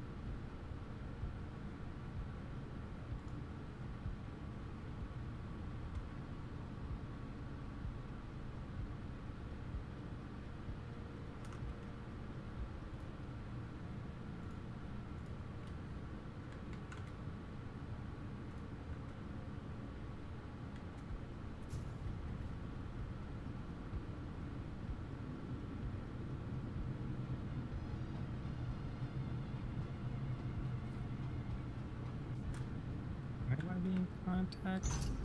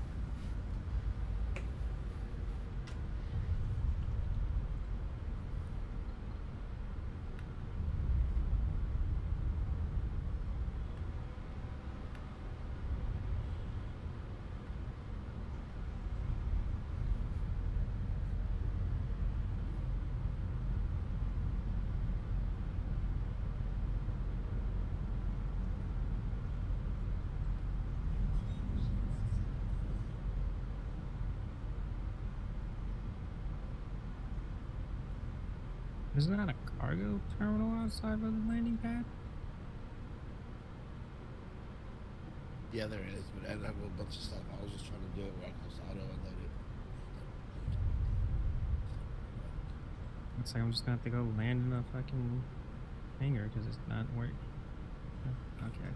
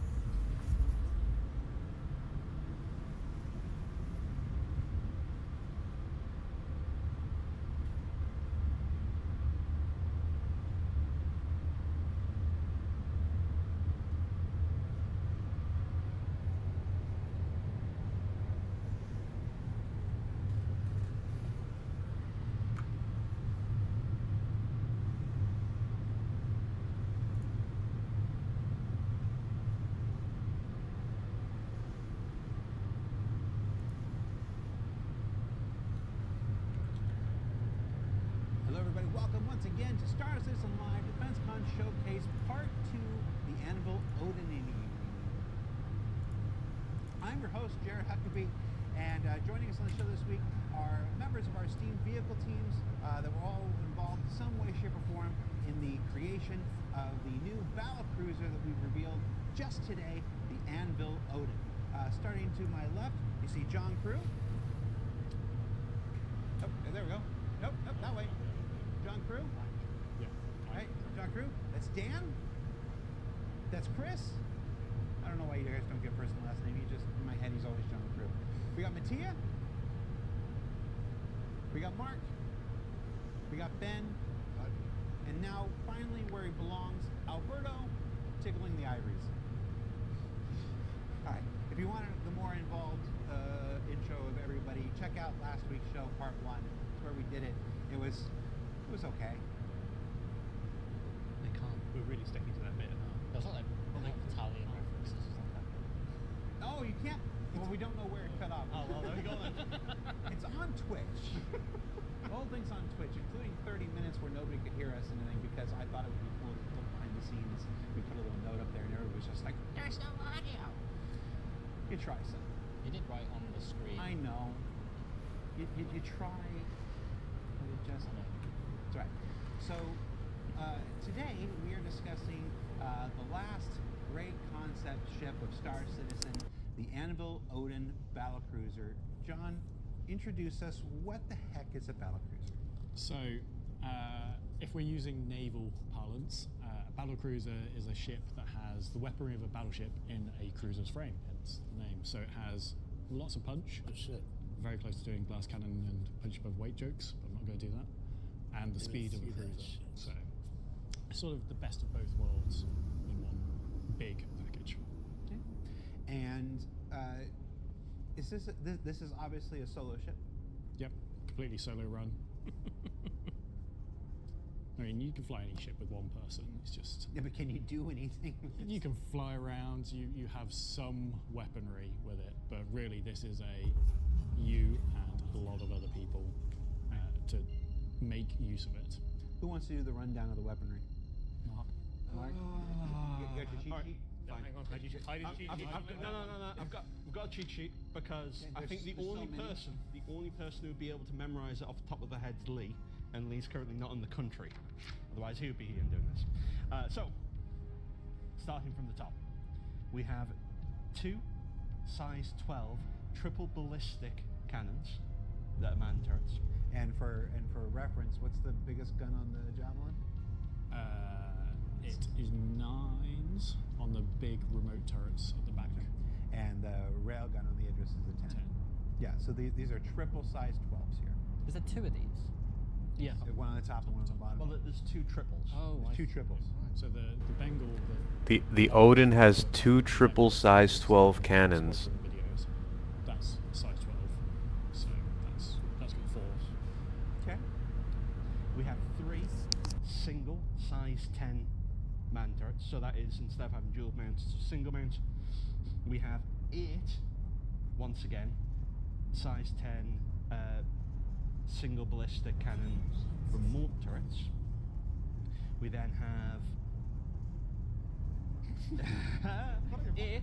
I know it's still a lot to get through. We have 8 size 8 double cannons that are manned, and then there is 2 quadruple laser cannons that are also piloted. And those are size 8. 2 quadruple size 8 cannons that are manned. So essentially, it's a size 32. No. It's just think of it more like the one on the bottom of the Bengal, where it's multiple barrels. It's worth noting that the weapons for this ship, just because of the sheer size and scale and complexity of just everything to do with it, all of the weapons are specific. They're not just using our generic PU weapons. All of them are built in and designed to specifically work with each of the turrets. Because, you can't just go down to your local shop and pick up a size 12. Yeah. You can't go down to the local shop and pick up an Odin. I mean, so every ship that we make available through Pledge will be attainable in the game. But there's this long-standing rule that Chris and Rich have had. It's like you can't just go down to a Hertz rent-a-car and rent a battleship. You're not going to get an Idris or a Javelin or whatever. Walking into Cousin Crows. It's like this. So when this does make it into the game and stuff like this, we imagine the amount of effort involved in getting this thing in will be quite fierce. Yeah. You missed one. Yep. What? Yeah, you missed the other one, didn't you? You missed. Next line. What's on the front of it? Oh yeah. Oh, well, I mean, we did say it had some pilot weapons. Yeah. It has a beam weapon of size. It is the entire front of the ship. Indeterminable size. It's a beam weapon with 12 barrels. It's 6 on each side. Yeah, but it does combine to one giant beam, but it's a giant beam on a capital ship that's... It's a beam on a capital ship of a scale... Well, the size of the ship, as a random jump point, is over 750 meters, and then we just have a giant beam that is the front of the ship. So... Sick. Yes. I mean, we can give it a size, but... Right. Fine. I'll also cover it has a significant suite of PDTs, flak, and other automated defense systems. There is still hot debate about the specific number of this. It's either going to be 42 plus 1 or 43. We had an interesting problem when we were actually doing the PDT and flak distribution across the ship. Because they were so small, you couldn't actually see them. So what we ended up having to do was make clustered banks of them, just so that they were actually readable on the exterior. And there's just so many, it meant that we had nice little defensive clusters so they could cover each other as well quite nicely. And why do you need them to be readable on the exterior? Well, the reason we need them to be readable on the exterior is because part of the gameplay of tackling a ship of this size, it's going to be peeling back the layers of defense. You're not just going to rock up with a couple of torpedoes shooting jobs of gun. You're going to have to take out the subcomponents, take out the shield emitters, take out the PDCs and defense before you can even begin dreaming trying to either board it or disable it. Yeah. So if we just had the tiny little dots distributed everywhere, people would struggle to actually be able to engage with that gameplay. And we want people to visually know, like without owning the ship, where to target. For as powerful as this thing is going to be, it's still killable. It still has to be killable. It still has to be assaultable. It's going to end up being its own TSG just attacking one of these. All right. So we're not done with the weapon. Yeah, there's one more here at the bottom. What? Which one did I miss? You're missing the torps. Oh, I was talking. We said guns, not torpedoes. I said weapon. Ah, fine. It has 20 size 12 torpedo launch tubes. That can hold approximately. Remember, this is a concept. 40 in. So 40 queued, ready to go. 20 the actual tubes, but then you can obviously manually stock them as well. So it's however many you could fit in your hold theoretically. And how big is the hold, John Crew? It's 6,000 SCU in capacity. So it's. I think that's just a board number as well at this point. It's a whole C and a half of cargo inside it. So you'll be How able many to stock. torpedoes is that, Jared? We might be able to do the math. No. Please don't. All right. I'm sure someone in chat can do that for us. All right. So Alberto's going to queue up some of the imagery here that went out with the promotion. Again, I encourage you to check out all of the imagery and all the specific stats and everything on the dedicated webpage that went live at the same time as this video. It's going to be much higher res and whatnot than we're going to look here.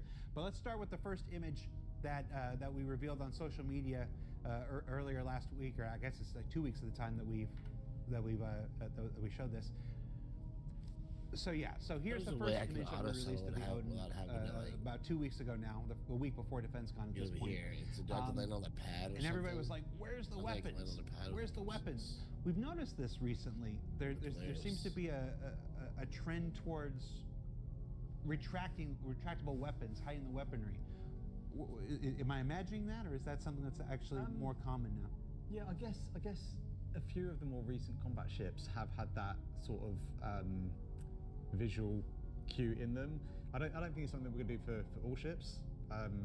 It's not like a shift in kind of mentality or anything. It's just a couple of the new ships kind of all felt like it was the right decision to make. I think with the Odin particularly, you know, there was a lot of different reference of kind of different contemporary ships that people are familiar with. And one of the things we kind of wanted to do early on was kind of just have things retracted and tucked away. It's a pretty bold move because it's a lot more work to make all these retractable. Yeah. Yeah, there's no ifs or buts. Oh yeah, but yeah. It's just such a cool moment. Like it is a moment in itself when they actually deploy and show the fangs or teeth as the ship are, as it were. And we don't have an anvil ship anywhere near this size as like the kicking off point. So it's an opportunity for like what is big anvil? Yeah. And sort of what is anvil today? Yeah. And I think as well is, you know, you've there's two very clear different visual states when it's retracted and then when it means business. And obviously when it's retracted, you are limiting your defense capabilities, but that's where things like the automatic turrets come in. And then when it's time to party, that's when everything comes out. And you know, a ship of this size, we could wave it away with lots of, you know, it makes it more efficient, everything comes away, it makes it kind of, a little bit, I'll say more efficient to fly, but really it was a visual decision that we made early on with the vehicle when we started kind of having those very early conversations as to what we wanted the kind of like the core visuals to be. That was one of them. This is a lovely image. This is one of the team's favorite images here. What are we showing here? Just a cathartic moment, I guess. Whose catharsis, Alberto? Mine. And what are you trying to get out? What are you trying to find in your catharsis? No, just to describe a moment of power. I remember when I first saw that picture, like in a meeting, I went straight to Alberto's desk and I was like, "Can I have that like right now?" And it's not my desktop background because I was like, "It's just so sick." I remember when you first showed it to me, I came over to your desk, and there was I think you talked about it from like how it was like kind of hiding in the asteroid belt, and then it would like pop out, and we talked a little bit about you know, in the Arctic, you see these really large ships that are like icebreaker ships, and it's just insane. That's a great picture for it. And I think that's one of the kind of core things with the concept art as a whole is there's obviously things that we want to show to kind of really show the details of the ship and you know, like what that ship's functionality and loadout and everything else is. But then there's also Someone's fat-ass Tiburon is blocking the goddamn landing pad. Set the scene and set the atmosphere and give an idea of the dream of what we're trying to achieve. Damn it. So yeah, some of these pieces might be more art pieces than, you know, I remember me and you had a big conversation about this, and it was one of the, you know, it was, I'm not going to say it was a big conversation because it wasn't, but it was a, you know, there's things that we wanted to show that really put this in our universe, and then there's things that we wanted to show that were kind of like a little love letter to concept vehicles as a whole, because, you know, this being, you know, almost the end of an era with you know, concept vehicles, a lot of work went into it, and from a kind of concept artist point of view, delivering those really cinematic shots at the end of a long period of time working on it is kind of part of the payoff. Yeah, there's a misconception, I think, that in these concept promotions that these images are actually created by the marketing department. They're actually not. They're created by Alberto and the team that's making the ship. It's like that. So that's what you're referring to. It's explorations by the artists who are designing the ship itself to evoke a feeling and evoke a sense and try to communicate what, you know, their feelings and sense of the ship. Yeah. And yes, it wasn't heat. It was a good, solid conversation. Yeah. And I was just like, if it hits that many rocks, it's going to explode. And I'm like, yeah, but it looks really cool. If it hits that many rocks, it's going to explode, Ben. Yeah. But, you know, we let you do some cool stuff. This next image this is really cool, and this is Levski, right? Yeah, this is Levski. It was the best way to communicate the scale of the thing as the diameter of the hull, I think, is 5 kilometers. The length of this ship is 150 meters, so gives a better idea of what you could see and where when this will come out. We thought that was such a big hole when we built it, and then we put an Odin in there. It's like, oh, no, yeah. it is still a big hole. Odin's just a very big ship. I think to build on what you said about like the key art being and like how it's like almost a love letter in some ways to all the insane work that we've seen. You know, from like an artist perspective, and you know, the team's grown so much over the last few years. It's these pieces of concept key art that appear on Google Images, on the YouTube videos where the backers are talking about how excited they are, and even when internally you're about to start the project and you get presented with this is the ship you're going to be making, and you know that's going to be your world for 5 months. That's what they're for, right? No, not that, but like, you know, yeah, I was thinking about like specific ships in the past, like the Meteor, for example, in front of you. But the, you know, for whatever, it could be months, and in the large ships cases, like even longer. Those moments are what like motivates you as a game developer, and it's what like, you know, when you go into that first call with Ben and John, and they're like, okay, here's the kickoff for this. This is what it's all about, and you see the pictures, and you're like, yo, we're gonna make that. Yeah. And it's like it's so exciting. Second vision. So like obviously the concept isn't for every single area, but it gives everyone an idea of what the vision is for this vehicle. So when you're making that decision about what do we do with this space, what do we do with this bulkhead, we know what the intention was. So sure, they may not be realistic about everything that will happen in our engine, but it gets the vision and the narrative of what we want the identity. Yeah. No, it's nice. It's been so long since we've done a concept only promotion. We didn't do any last year at all.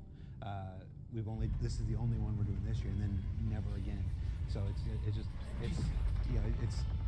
I like that we've finally be able to talk. Concepts art are these love letters from the people who are making the ship to the thing, and I've always liked that about it because we do some tremendous marketing art. Like I'm gonna put our marketing art team up against any marketing art team in the world, and we're gonna win. But you know, the nice thing about the concept art though is that that's not marketing. That is the people here making the ship and communicating from their perspectives. With like the production ships, we get that from the marketing team at the end of that stage, if you know what I mean. And so, you know, we get these amazing trailers that come back, and they're almost like, that's one of my favorite parts, right? Is like handing the ship over, and yeah, we sometimes push it quite close to the wire. We're like, here you go, sorry, it's a bit late, good luck. And then we get it back, and it's like your mind gets blown. And that's really what we're trying to achieve here for our production here. You already know the Odin trailer when the time comes. When that thing's fight ready, the Odin trailer is going to destroy everything. Just literally, or we're going to upload it, and it's going to nuke the entire playlist on YouTube. It's just one. This is it. This is it. Kat and her team do these wonderful things every once in a while where they go through the events of some of the previous trailers. Like the Odin is so big. Like I want to go. Let's see if I can convince her. Let's go back through every ship trailer, and just like the Odin was always there, constantly going through. Oh no, it was that wall that we were. Yeah, do you know that white background? No, that was just one of the bulkheads. All right, so how much? Any more images to look at this point? Oh, a bunch. Did we mention it can carry other ships and stuff? Oh, there we go. No. Yeah. So folks have speculated on the bays to the side. Yes, these are. Bay-wise, it is 6 small, 2 metric small hangars, and 1 medium hangar, and that's to the actual metric ones as well. So it's not like the pads are designed for specific vehicles. It's anything that's designated for that metric they can fit on. Because people had seen the 3 side doors, right? So like, oh, that's gonna have some hangars, but what they won't have seen is the larger. We'll have seen that. Hangar. We'll get to the larger hangar inside, but yes, 6 side hangars, 3 on each side. Yep. Big enough to Hornets and stuff. Oh, easily. Cutlasses. I think cutlasses count as small.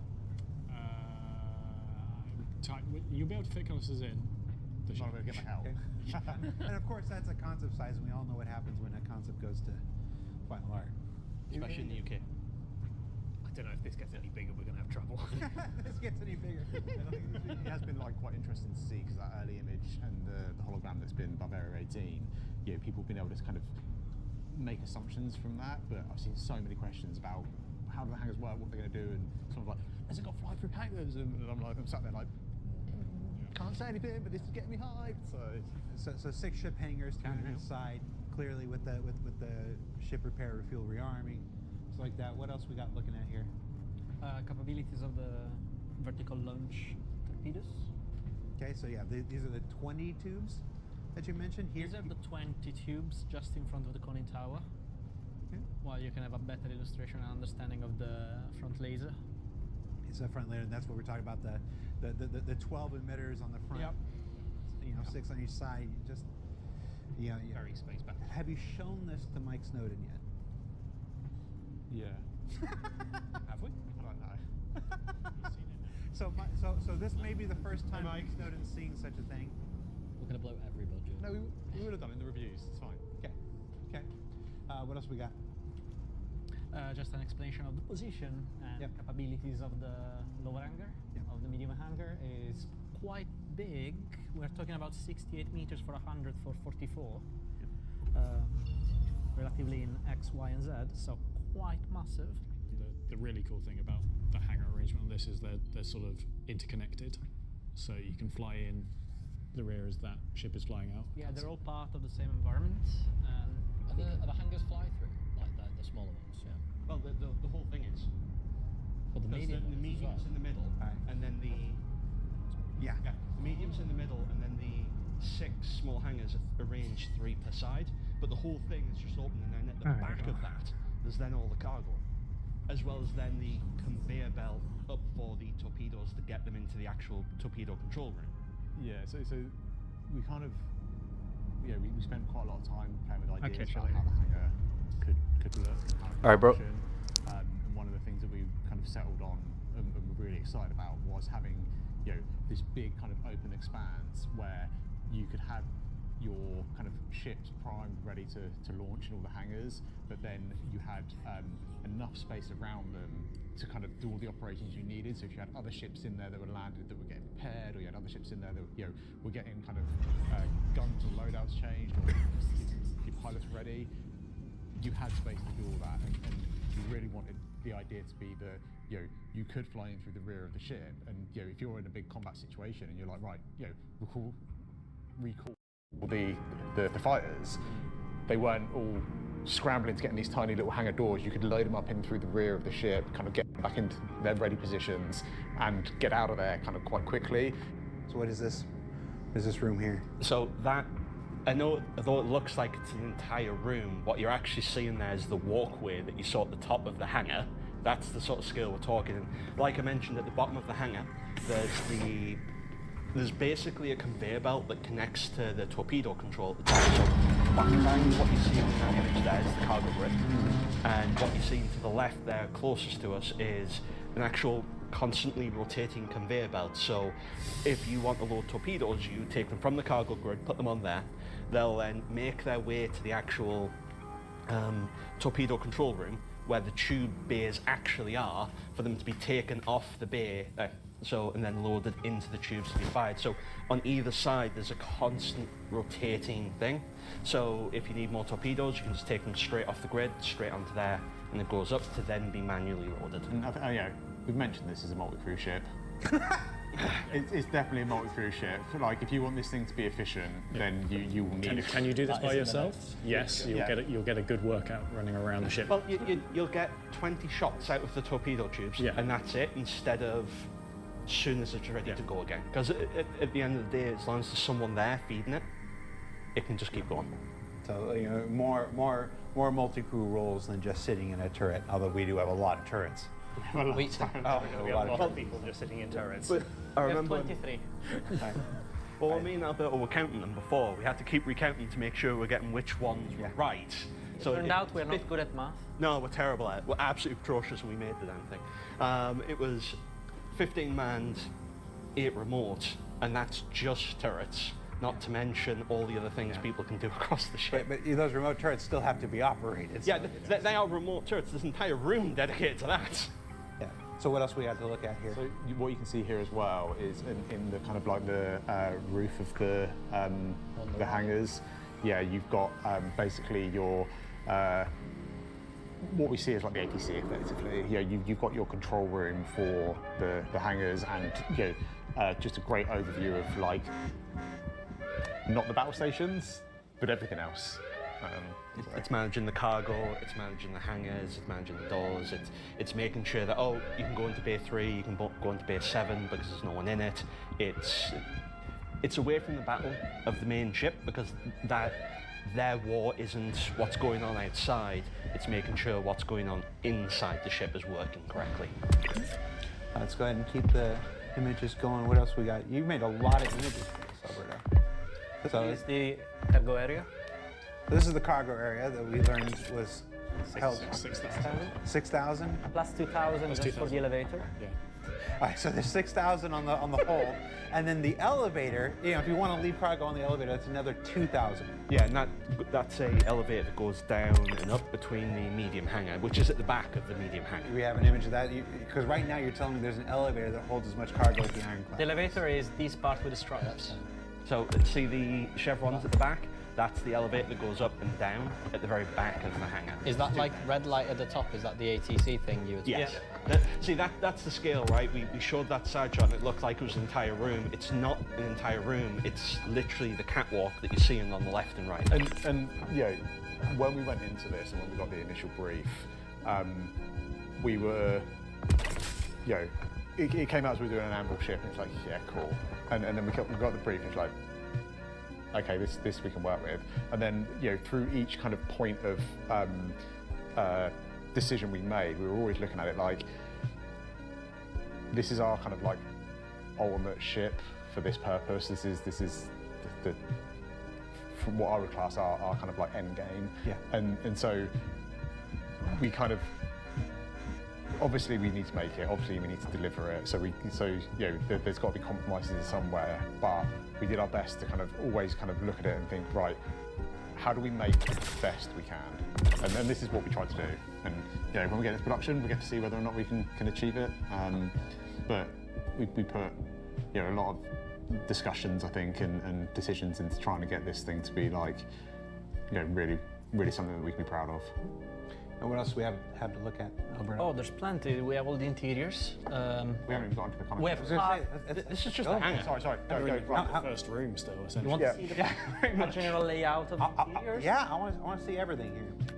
So this was the area we just seen. Here is situated the cargo. Here is the part of the elevator, and this one is the medium hangar.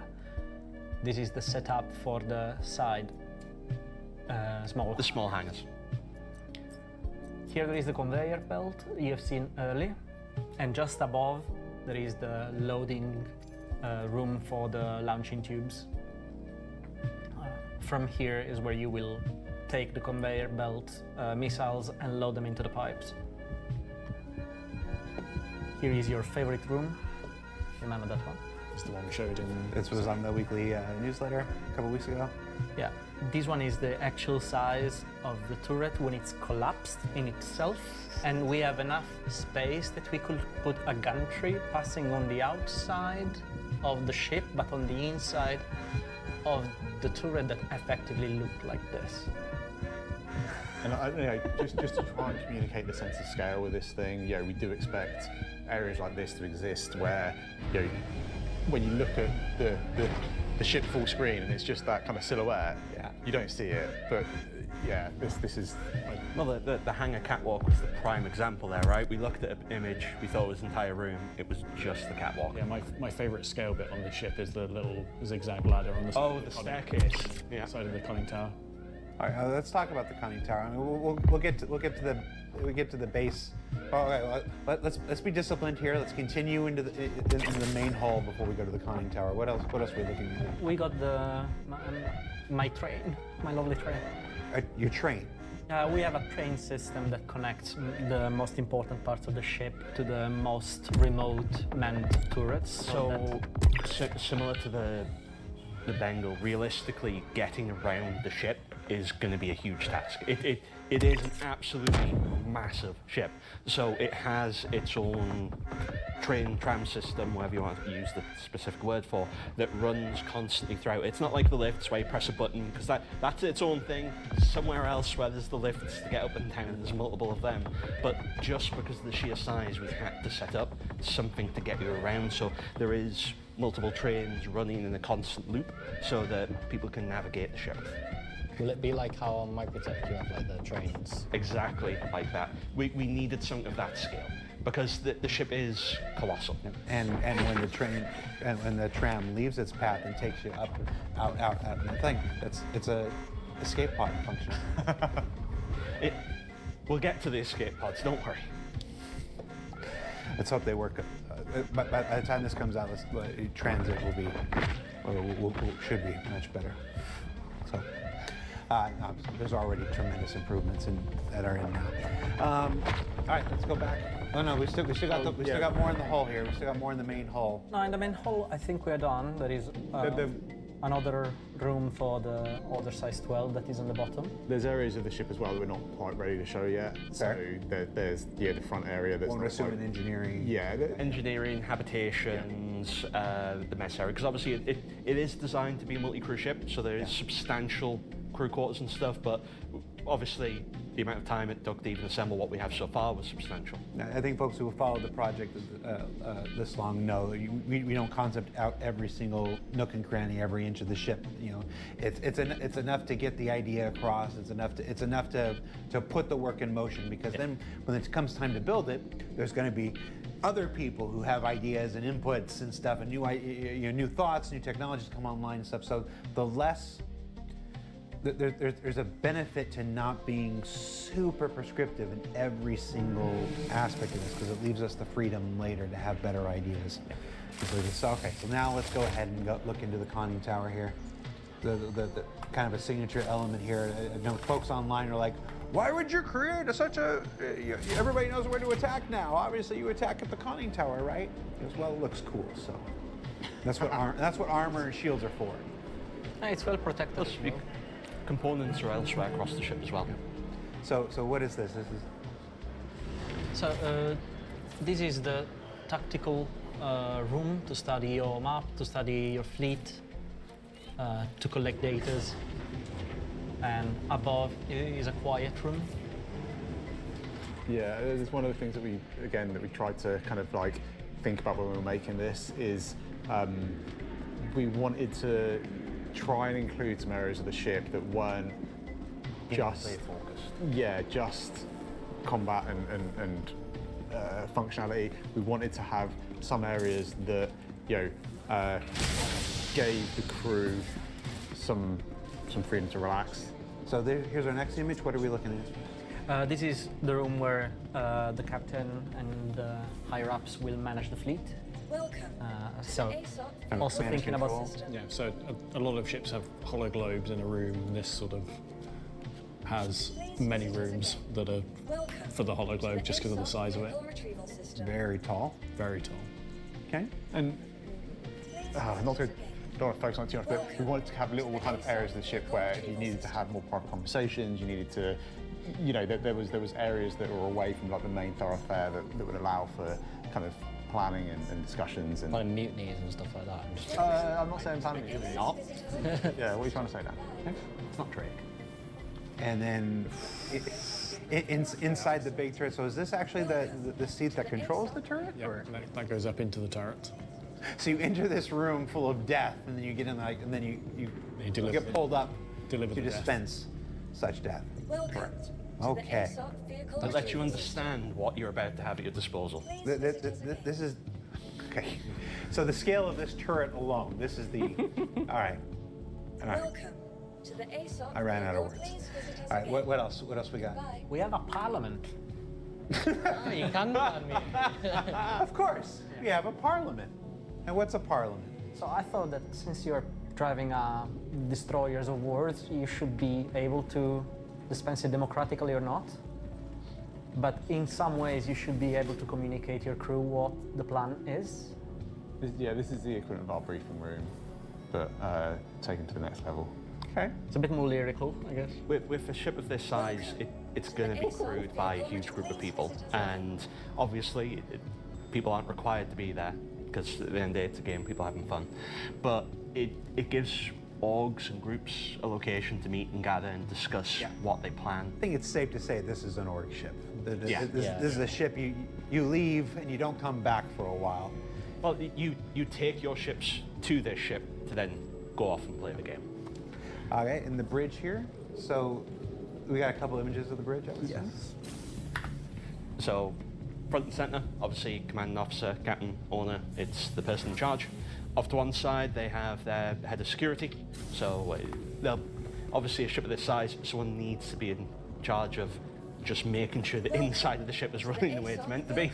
And to the left side, obviously, it's an XO takeover when the person who owns the ship or commands the ship needs to go off and do something else. In addition to that, there's a cool little feature that we added to the actual commanding officer's dome. Do we have a picture of it? The video? Yeah. Yeah. You want to go to video? Let's go to video. Yeah, let's go to the video. So if you need to have private, confidential conversations, just like how in real life you'd have proper meeting rooms for it, the captain has a way to actually generate one themselves on the bridge to have that conversation away from everyone. To then, well, it's a reflection of those times where John asked me to come into his office and close the door behind me. So you've literally made the 1960s Get Smart Cone of Silence. Yes. Can you imagine? And the idea is you know, if you are captain of this vessel and you need to have a very confidential conversation, but you are in the middle of a battlefield, you need to happen there and then. You need to be able to make that decision, have that conversation, and get on with it. So this is for all the remote turrets. So obviously, like I mentioned before, there's a lot of remote turrets on the ship. So there's an entire area. Basically, it's not a bridge per se, but it's a control center for all the different remote turrets across the ship. It needs it. At the scale it is, we can't just shove them in the bridge. They need somewhere dedicated, so they'd have their own priorities and conversations. I appreciate you don't make them run to every corner of the ship. Exactly. Well, we've got a train for that, so they don't need to run. There's so many opportunities with like a dedicated room like this, like for artists to come up with like new fun ways of like expressing stuff. So like something that jumps out to me is like, you know, if you've got all those people sat down in their remote turrets, like having some kind of just like an indicator light saying that the seat is occupied, like a little green light above it. So if you're like the boss and you're walking in, you're like overseeing all the remote turrets, you just see green all around. It's like, all right, my crew's ready to go. Yeah, and well, one of the features that needs further development is the communication between the turrets and the command and control and stuff. Like I'm sure somebody saw the command and control room earlier and it's like, well, what's that for? And it's like this. Eventually, you know, someone will be there able to feed targets to all these people and, you know, and control UI elements for everybody that's in there. And, you know, shows like, no, show here. Your guy is over here. You need to look here. You need to go here. It's like, you know, the 4 of you are on this guy. The 4 of you are on this guy. Something like this is essential to something like the Odin. So having all of those guys in one area, and then having a command and control that can communicate with them. Now imagine imagine one of the guys goes down or something, you know, armor piercing round, or the guy forgot to hydrate or something, and you know, wasn't paying attention, and dies in his chair. You know, somebody can get out and run to the other turrets. Like, no, they're on this side and stuff. The abilities for coordination within the Odin are just immense. Like, I would say, not even the ability of coordination, the raw necessity of coordination necessary for this ship. I mean, this is not the ship that you buy. Yes, technically, you get in the pilot seat, you can fly this giant spear around the universe, but the full potential of this thing requires just a massive amount of coordination. Yeah, this is also how we're gonna like deal with the gameplay in general with the ship, right? So like, we want to let you achieve the full power and let you, undergo all your combat operation, and potentially doing so, but just, with the crew, because otherwise, like, yes, you have a pilot-controlled weapon, but what are you gonna do if, like, most of your armament is not gonna be coming to play into battle, right? So. And what is the crew of this thing? The expected crew? The cheat sheet here. 33. Yeah. 33. So really is like but that's bare bones. Yeah, that's Yeah, that's bare bones. Yes, yes. How many operator turrets was that? Like we're talking bare bones, not even working at full efficiency. That's not even saying there's anyone feeding those torpedoes. That's just to man the operator seats. That's the sort of numbers you're talking. I feel like when it comes time to balance a ship like this, that's probably the biggest thing. If you can get 33 people together, if you can coordinate 33 people together, it's like you deserve to just be, you know, the Norse god of everything. Well, it's like whenever you have a large group of people playing games together, there needs to be someone who is doing a little bit less of the interaction, but managing everyone, actually getting them all to coordinate. It's like anyone that's ever done raid leading in any sort of MMO. Like, that person absolutely isn't outputting the highest DPS in the group, but they're taking a step back and watching everyone while doing the 40-man raid.